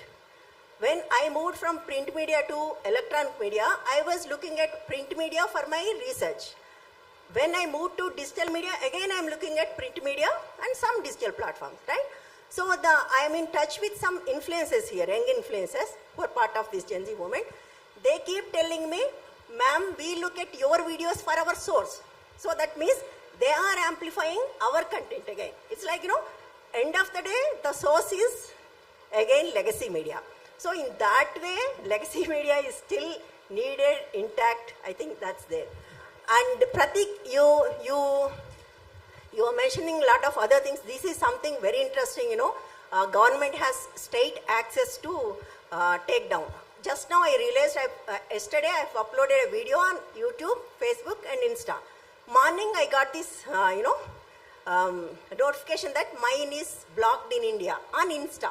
But it's there on Facebook, on YouTube again. I was wondering who would do that and why. So now I get the answer. But you also should talk about the platform censorship. That is something, like weighing on our heads. They censor our content in the name of community standards. Like in the legacy media, we can talk about a lot of issues, but not on digital media, especially on YouTube. You cannot talk about rape, you cannot talk about killings, you cannot talk about pokso. They will say community standards. If you talk about those issues at least twice in a month, that's it, thrice in a month, you are gone. You get yellow dollar, your videos are not shown to anybody. So how do we fight that? Number 3, you are actually suggesting a model. What is the model? I forgot. That is good thing, of course. No, earlier he was saying something. Yeah, crowdsource. Okay, I forgot it. Okay. So how do we fight this censorship? On the one side we have government censorship, on the other side platform censorship also. How are we going to fight this? And yeah. So, number one, as I was saying earlier, we have to move away from these big platforms. We have to create our own platforms. There is no, so that needs a larger gathering together. We have to come together. We have to bring the technical experts. Yeah, we have to have sessions. We have to have joint meetings. We have to pass resolutions. We have to do all of that. But we have to move in that direction where, so for example, in YouTube. Now, firstly, we are dealing with platforms, especially Instagram and Facebook. They are marketplaces, right? They are marketplaces masquerading as social media. Their main aim is to sell products. They might as well have been OLX. It is no different from OLX except that it is masquerading as social media. YouTube is okay, fine, there's a video platform, but again, it is all about selling. You see increasing number of advertisements at the start of a video, 2, 3, 4, it never ends. So all of these, they have no interest in journalism. Their interest is this horrid word called content. They're not interested in journalism.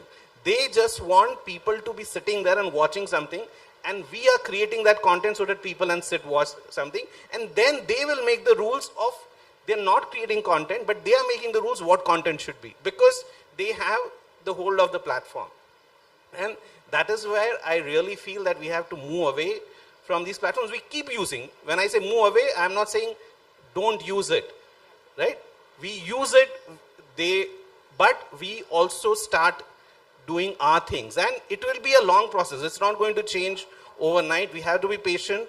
But eventually, if a lot of us put our weight behind it, and we say that, okay, if you want, we have to make this topic. At the end of every video, we have to say, if you want censorship journalism, then go to this platform. We have to make that, everyone has to say this again and again and put it in people's mind that, okay, censorship is a real thing.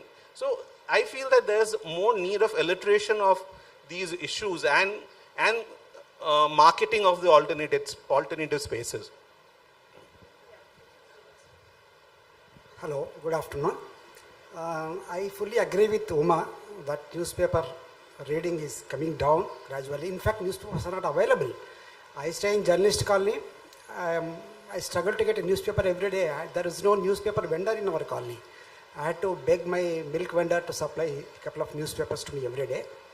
And even the digital part of, in fact, I work for Hindustan Times. I don't get Hindustan Times in Hyderabad. But even if I want to see my newspaper in the digital platform, I have to subscribe to it. Even in a small, and for that matter, even Hindu. The Hindu also, I need to subscribe to the Hindu to look into the news. That's one part of it. Coming to the trust deficit part of it, my question is how to overcome, how to counter the onslaught of social media. Especially a lot of social media platforms are mushrooming, and everybody claims to be a journalist in the name of floating a YouTube channel or putting out a digital news platform. In fact, my apprehension is that people are trusting the social media platforms than the print media, or for that matter, electronic media. The other day I happened to go to Bhogapuram Airport inauguration. We had a lot of restrictions, but there were no restrictions on social media influencers who were given VVIP passes to enter and do whatever they could do there. So how to overcome this onslaught? How to counter this onslaught of social media reporters? So-called journalists rather. I think that's a reality that we all have to live with, that it's not going to be something that you can wish away and do something else. That is the space, and that is where, with that distinguisher of credibility, trust, which does not come overnight, which you have to build it. And I also agree with Prateek that you have to keep marketing yourself, saying that I am somebody who belongs to this space, so that somebody can, when he spoke about finances, he was open to tell us the numbers, for instance. So you say, I am this person, this is what I do, and you can hold me to account. You can ask me those questions if you think that I'm wavering on that line somewhere, and you need to get that message across to people that you are standing for certain standards of journalism, which is what they don't follow, and therefore they can go for, the non-journalists, I'm saying. They are not following those same framework of whatever we think the old world thing, balance, credibility, neutrality. all of that, they are not bound by that, and therefore they can go with whatever is the most emotionally appealing to people, most sensational, and therefore get away with it. Rajeshwari gets the next one. I don't know if you wanted to, any of the panelists specifically to answer. Saida. Okay. I'm Rajeshwari, as she said, and I talk from the space of a media, kind of aspiring media entrepreneur and a mother of a teenager, a mother of a Gen Z. So I see that the Gen Z is actually going slow. They're trying to, apparently they're trying to get back to their no internet phones, those smaller versions, and they're doing a lot of different things which we're not expecting. I want to take away from the discussion so far where Sir said about media, where do we go from here? Because right now even websites are not getting hits. Only long form articles on websites done credibly are getting the right amount of viewership. That is interesting and good. And then on the other side, the Instagram is basically, you know what, we have discussed all that. We so much censorship and so much is happening. So on the other hand, the newspapers are going leaner.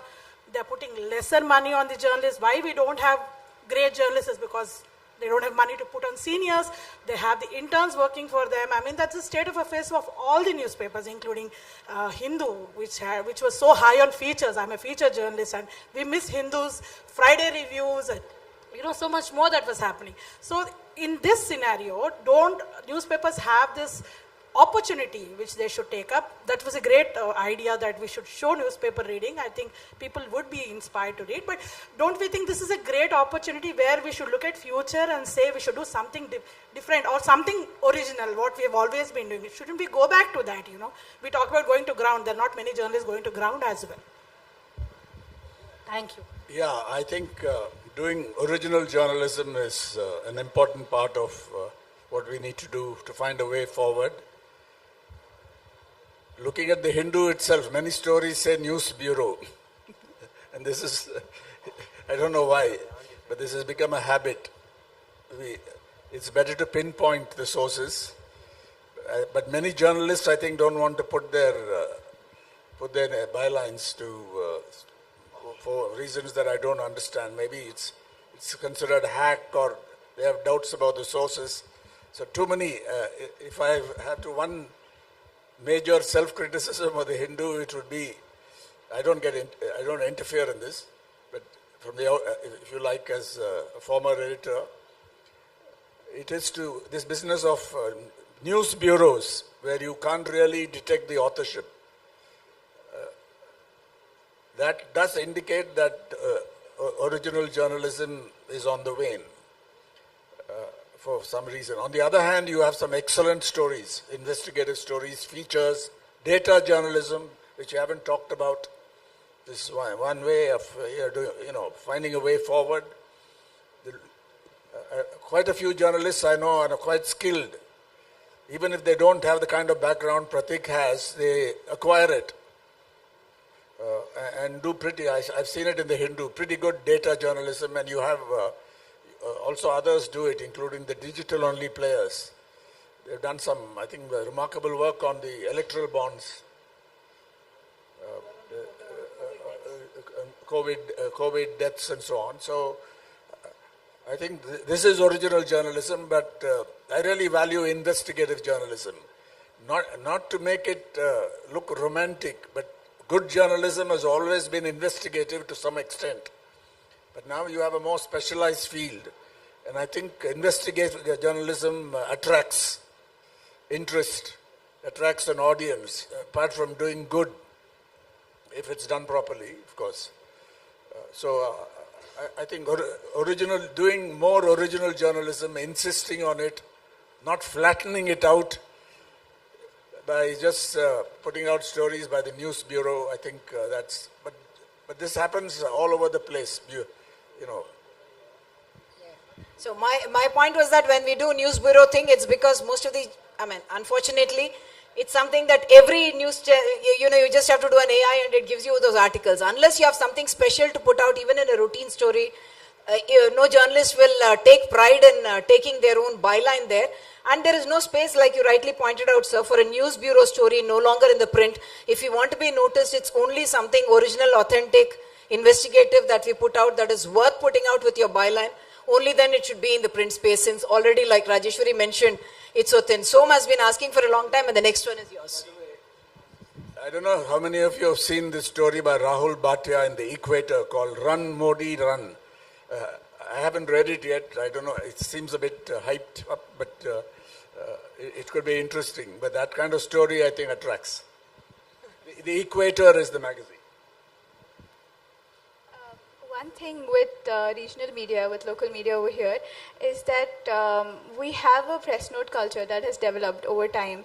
And we need to get rid of that first to slowly be able to do better in-depth stories. And that is one of the reasons why smaller channels, smaller YouTube channels, smaller Instagram channels are gaining fame, because they connect with the local public on ground, right? So that is what we need to do. Slow down a little bit, fact check, connect with the people on ground, and then publish your stories. It'll be a little slow for sure, in this time of speed for sure, it'll be a little slow, but you will gain credibility with that.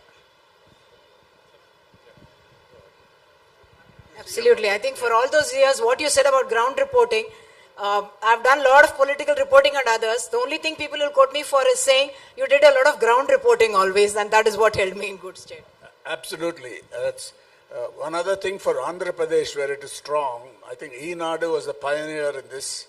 When we are doing things like starvation deaths in parts of the original United Andhra Pradesh or maybe elsewhere, we learned from this. They had district level reporters, not all of them very well paid perhaps in newspapers, but they had stringers and so on at every district and even below that, and they did ground reporting, which apparently was verified by the journalists above, who they were reporting to, and it really paid off.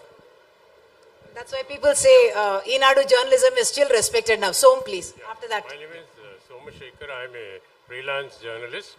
My specific question is on losing trust or mistrust in the mainline media. You know, what is the role of the editor in getting back our loss of trust, loss of credibility in the present circumstances? Because, as you rightly said, till the 80s or 90s, the editor was quite revered. He could fight with the owner and get back the rights of the reporter. I recently read a story where an editor, Deshabandhu Das, went to jail for his reporter. Now, editors are paid very highly today. Reporters at the starting level are paid very little.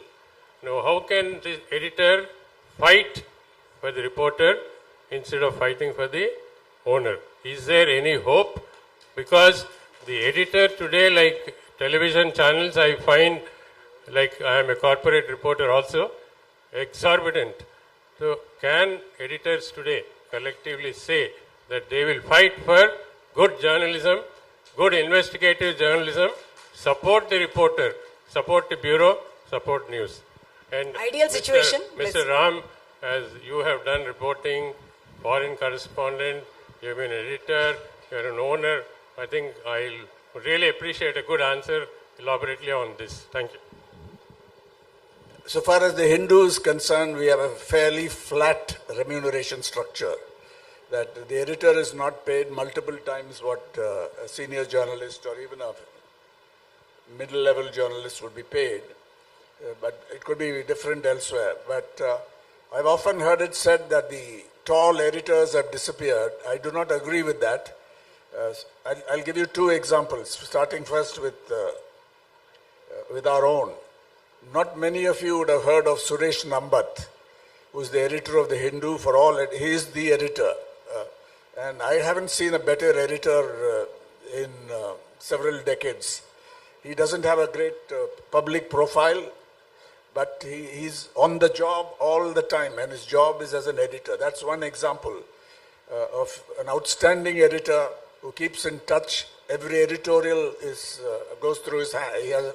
He scrutinizes it before some of it he writes. He's also into video and so on. The other outstanding editor in my view is Raj Kamal Jha of the Indian Express. Whatever the proprietors think there, I think he's doing a great job under some constraints. I think in the Hindu there are fewer constraints, but Raj Kamal Jha is an outstanding editor. He's a good writer, a novelist and so on. And there are others, I think, Rajagopal of who retired a little while ago of the Telegraph, was an outstanding editor.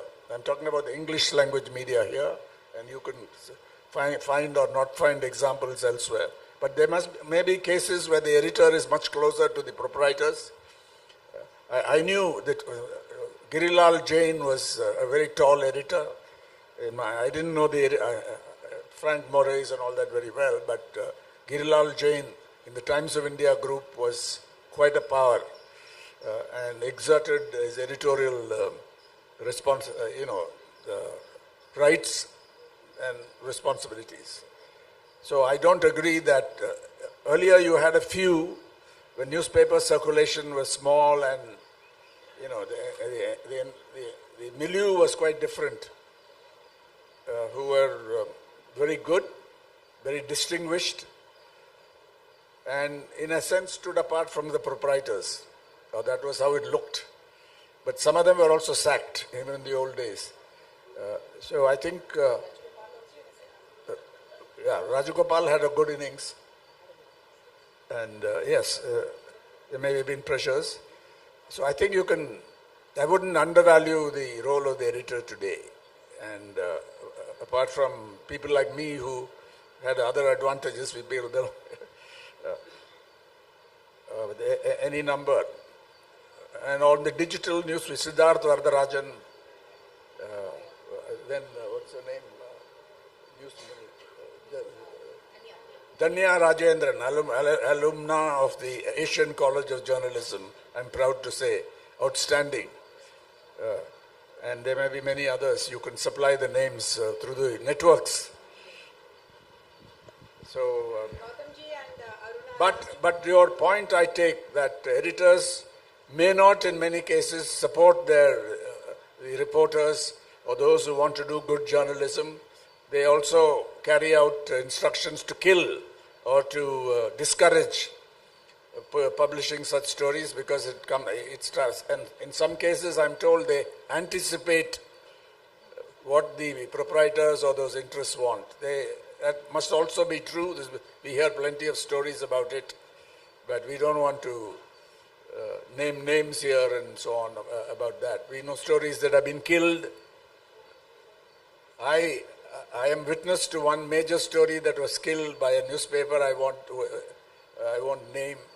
And then it came to us, a major investigative story, and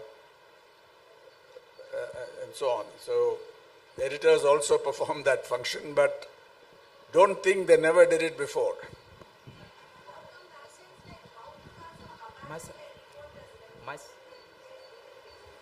That happens with many newspapers and organizations. There are three and the last one. I have something to say on that because I don't know how many of you attended yesterday's sessions, and I mentioned that Mr. Kapil Sibal, we have a standing offer from Mr. Kapil Sibal that if a foundation, an independent foundation is set up to provide legal assistance to journalists, he will support it. He himself will appear pro bono. He will make financial contributions to it, help raise funds, get other lawyers. So we have to take up this offer, which is really a challenge. If a proper foundation is set up exactly to do what you ask for, to support journalists in trouble from defamation cases and other cases as well, including UAPA and all that. Yes, I think many newspapers will support their reporters. The Hindu will certainly support, the Indian Express will, I think the Times of India will.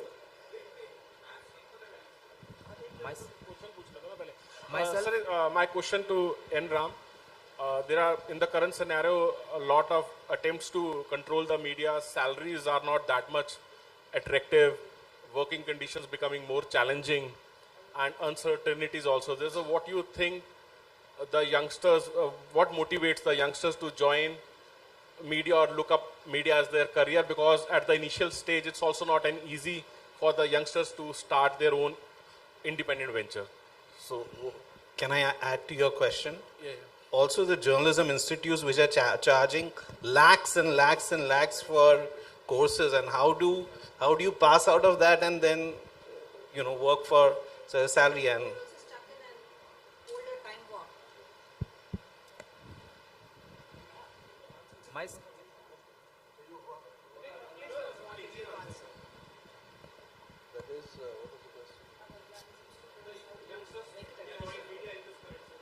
Yeah, I think we find a surprising number of highly qualified young people, increasingly women, who come to journalism schools. I can speak about the experience of the Asian College of Journalism. The number is coming down steadily, the number of those who apply and finally make it.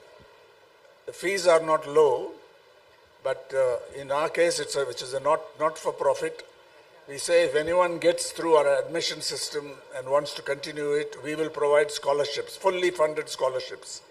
That's one way to do it. Otherwise, you can't run the institute if you make it free. We can't subsidize it.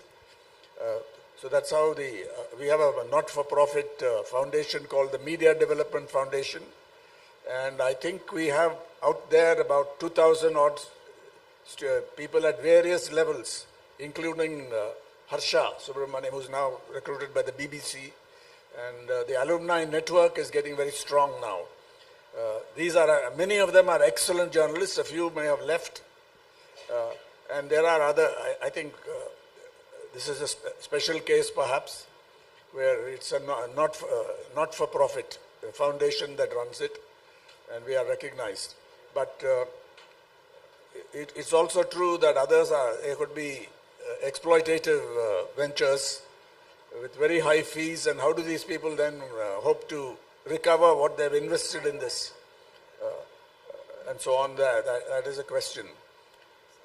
Journalists, but the question was, why do they come in? They come in because of a passion. It makes no economic sense, financial sense. We've had engineers, we've had even a dentist, we have people who are outstanding who will go on into sports reporting. I can cite names. It's a passion which they want to do journalism, and at the ACJ about 65 to 70% year after year are women. Why do they come? Some of them are exceptionally well qualified already. This is a postgraduate institution. So it's a passion, I find. We ask them, why do you want to come into journalism? Very interesting answers come out. And I think there are enough people, young people out there who can be supported with proper jobs, security of tenure, if they really want to make a career. There are also law students who come out from the National Law School University or Nalsar, and they come and do a journalism course and do reporting and so on. This is a passion that cannot be explained in economic terms, in financial terms. Sir, myself... Wait, I've been trying to speak. I am Anil Singh from Mumbai Press Club, and I worked for a long time with Times of India Mumbai. And Anil, you hold the mic. There's some reference to Times of India, but I'm coming back to why should youngsters join the profession, which my friend from Chandigarh asked. And the answer is correct. But now look at the crisis in journalism. Look at the 4 people on stage. The only role model for youngsters is here in this corner, who's serving, and a young face. I can get you any number of youngsters to replace us here. The fact is they're not there. They're not there. And anyway, I'll come back to editors. Editors throw their journalists to the wolves at the first sign of trouble. However big the institution may be, they will not back that guy. The legal department will not back the guy. That guy is just thrown to the wolves. That has been my experience. And the result of this is so bad and so demoralizing that journalists have started self-censoring. They say, look at what happened to X. He was not protected by the editor. He was not protected by the institution. He was not protected by the press club. No one said anything about him. There is no question. This is what I've lived my life, so I'm telling you. It's a lecture. It's a lecture, yes. It's a lecture. No, it's a commentary that all of us have to live through, actually. No, it has to be acknowledged. It has to be acknowledged. It has to be acknowledged. And this is leading to self-censorship and further deterioration. Like in Times of India, a lot of people can write a lot of things, but because of X person who's been kicked out or who's not been defended, they self-censor. And that is the shit which you see in the newspaper, mainstream newspaper. That is where perhaps your federation comes in, where it can stand up for individual journalists. I'm coming to that.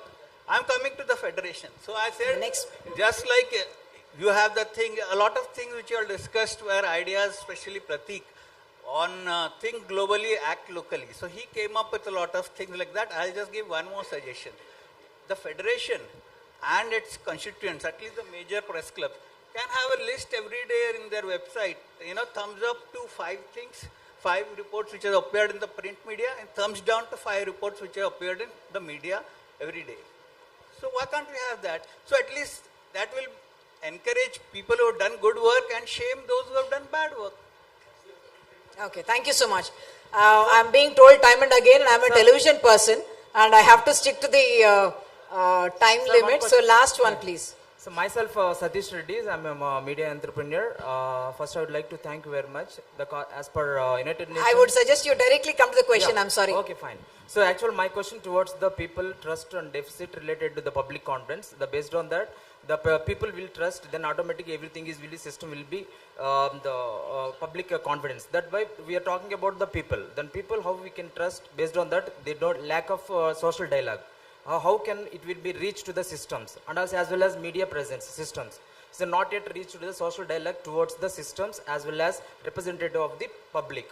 That is the major issue of the social dialogue is not reached to the as per their intentions, whatever their minds and whatever their dialogues, not yet satisfied by the people. Are you directing the question to anyone on the panel, please? Yeah, is related to the public deficit, trust deficit in media. Then as we are the representative of the people, so not the systems. So that's why we are the media is the representative towards the social dialogue. Then how we can trust build them as a media people. That is enough to that. Thank you so much.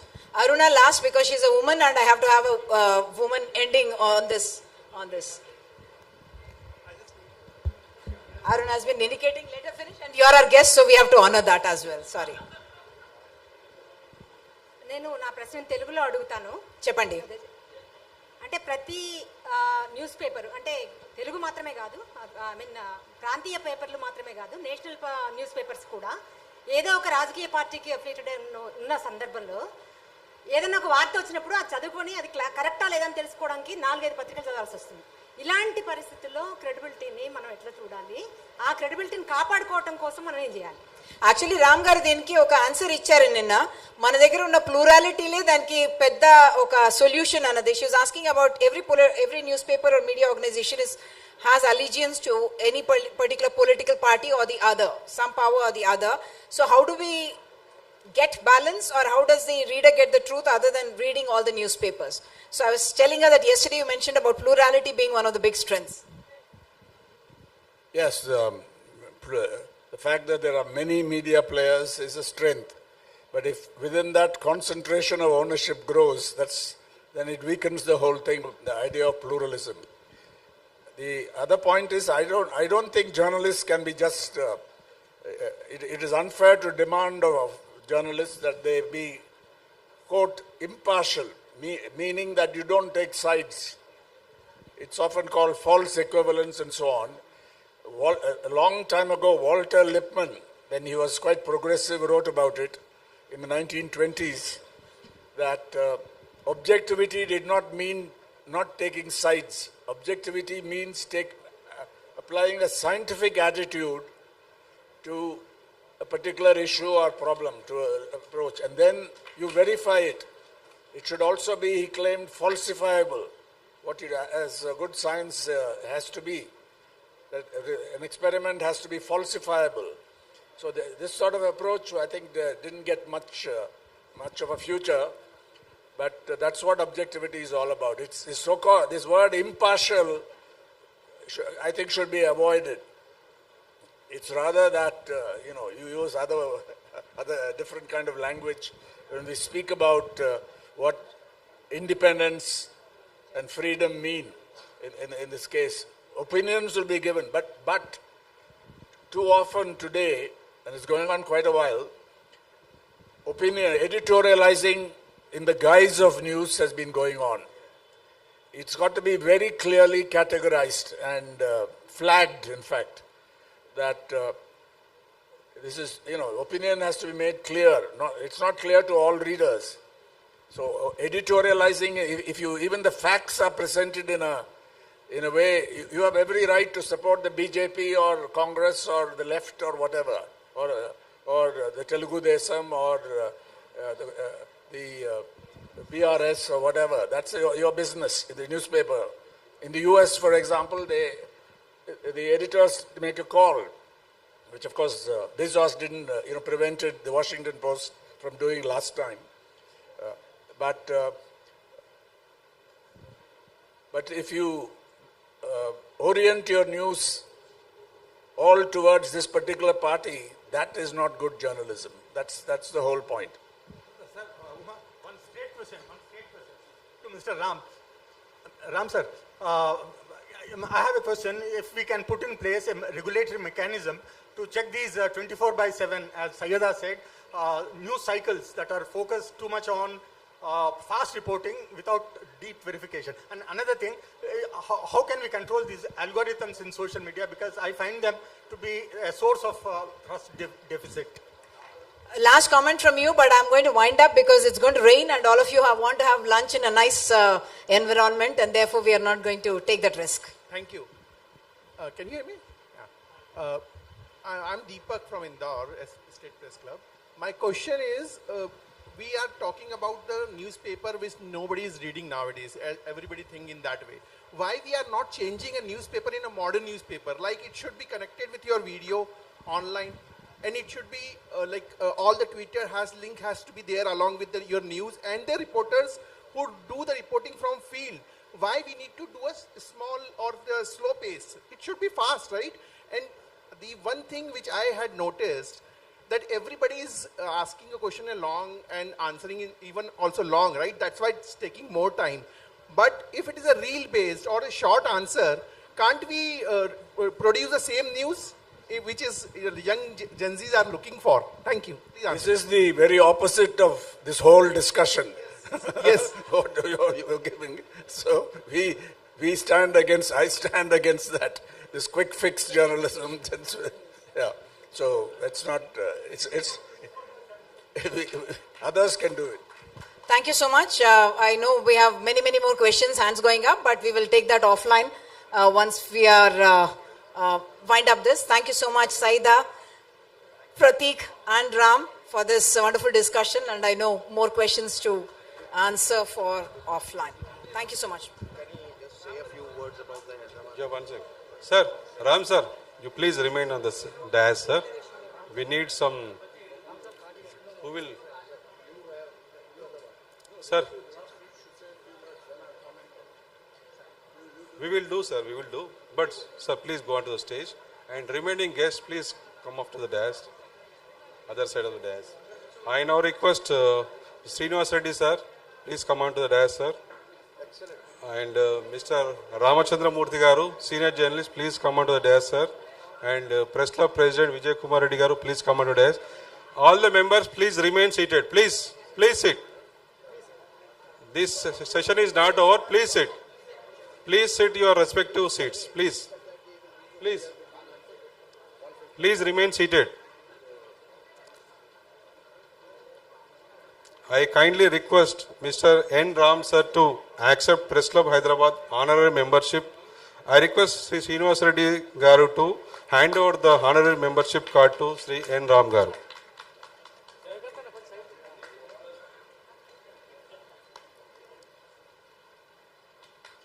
Thank you, sir. ఇటీవల నిర్వహించిన video journalist కాంపిటీషన్లో బహుమతులు గెలుచుకున్న video journalist అని పిలుస్తాను. మీరు ఒకరొకరు రండి స్టేజ్ పైకి. Consolation prizes. Amar sir, Gautam sir, please come on to the dais. Please come on to the dash.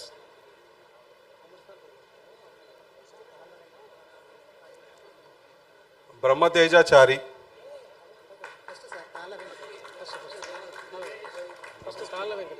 ఇదే కదా బ్రహ్మతేజాచారి. తాళ వెంకటేష్. ఒక్క నిమిషం తొందరగా.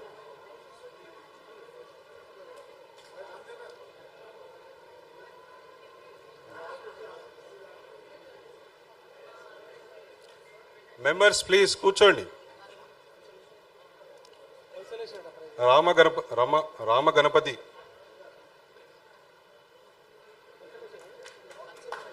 రామ గణపతి.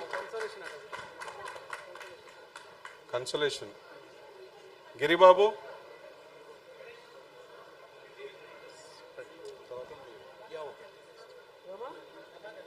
రమా గణపతి. రామ గణపతి. బాస్ ఎందుకు వచ్చి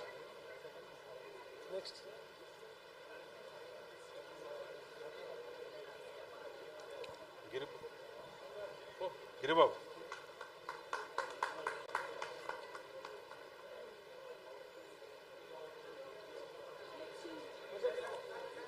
బ్రహ్మతేజ.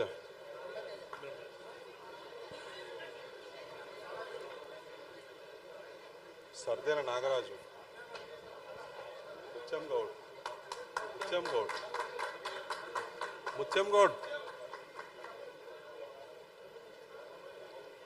ముత్యం గౌడ్. ముత్యం గౌడ్. సర్దేన నాగరాజు. మూడవ బహుమతి Nagaraju. ABN Andhra Jyothi.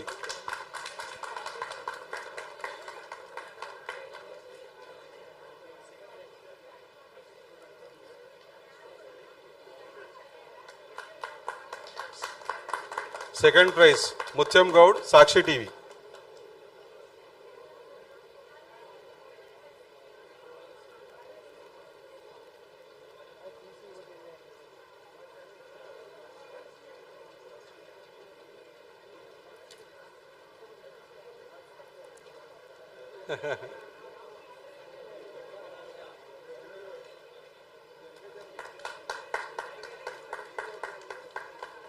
And the winner, Rakesh Roshan, NTV, a 10,000 cash prize and memento.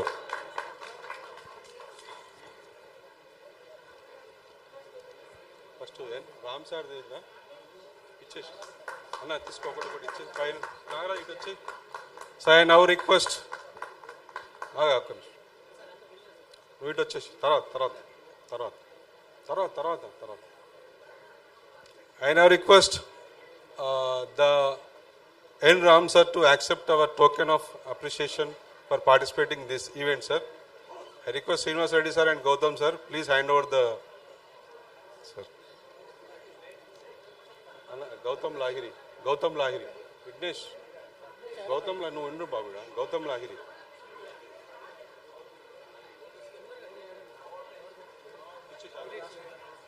And Gautam Lahiri sir.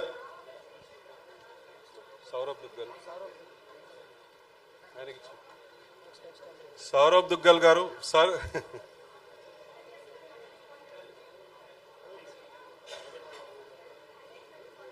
సంగీత. సంగీతాజీ. సంగీత బరువాజీ.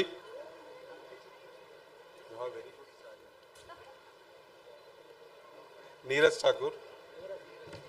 నీరజ్ ఠాకూర్. నీరజ్ ఠాకూర్.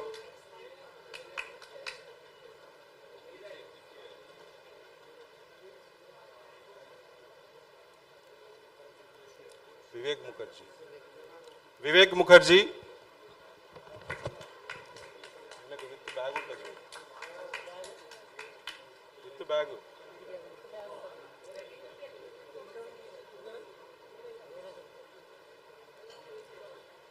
రెండు ఇచ్చే. వివేక్ ముఖర్జీ. నదీం అహ్మద్. Only bag. నదీం అహ్మద్ ఖాజ్మీ. प्रणब सरकार.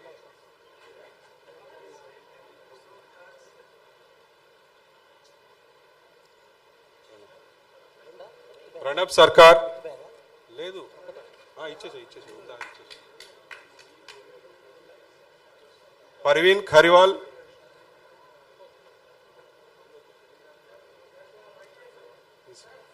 Parveen Khariwal, please come. Anil Singh.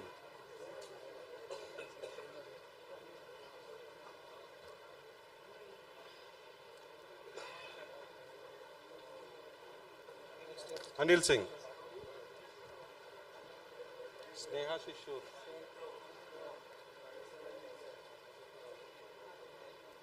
Sneha Shishur. Haritosh Ralev. Anil Singh. Sneha Shishur. Sneha Shish. Next to Haritosh Singh Bal.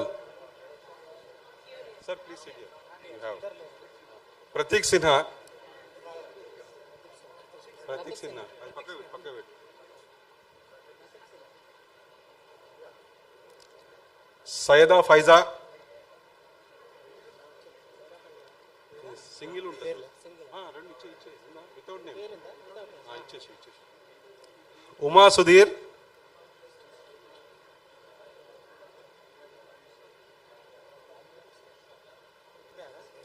With bag. Please.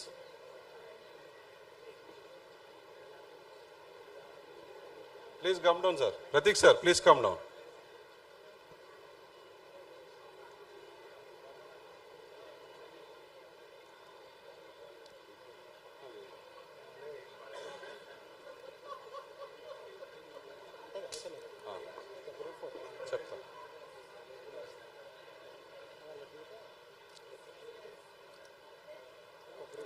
All the video journalists who are winners, please come on to the dais. I ledu and pettu adu తీసుకోవాలి.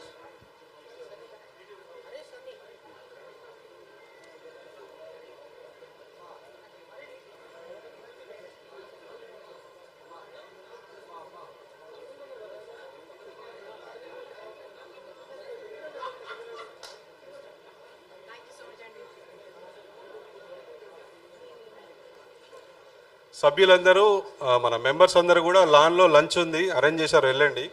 AC రూమ్లో స్థలం తక్కువ ఉండడం వల్ల కొంతమంది out station journalist, senior most జర్నలిస్ట్కి అక్కడ accommodate చేశాము. Kindly cooperate. సరిపోయిందా?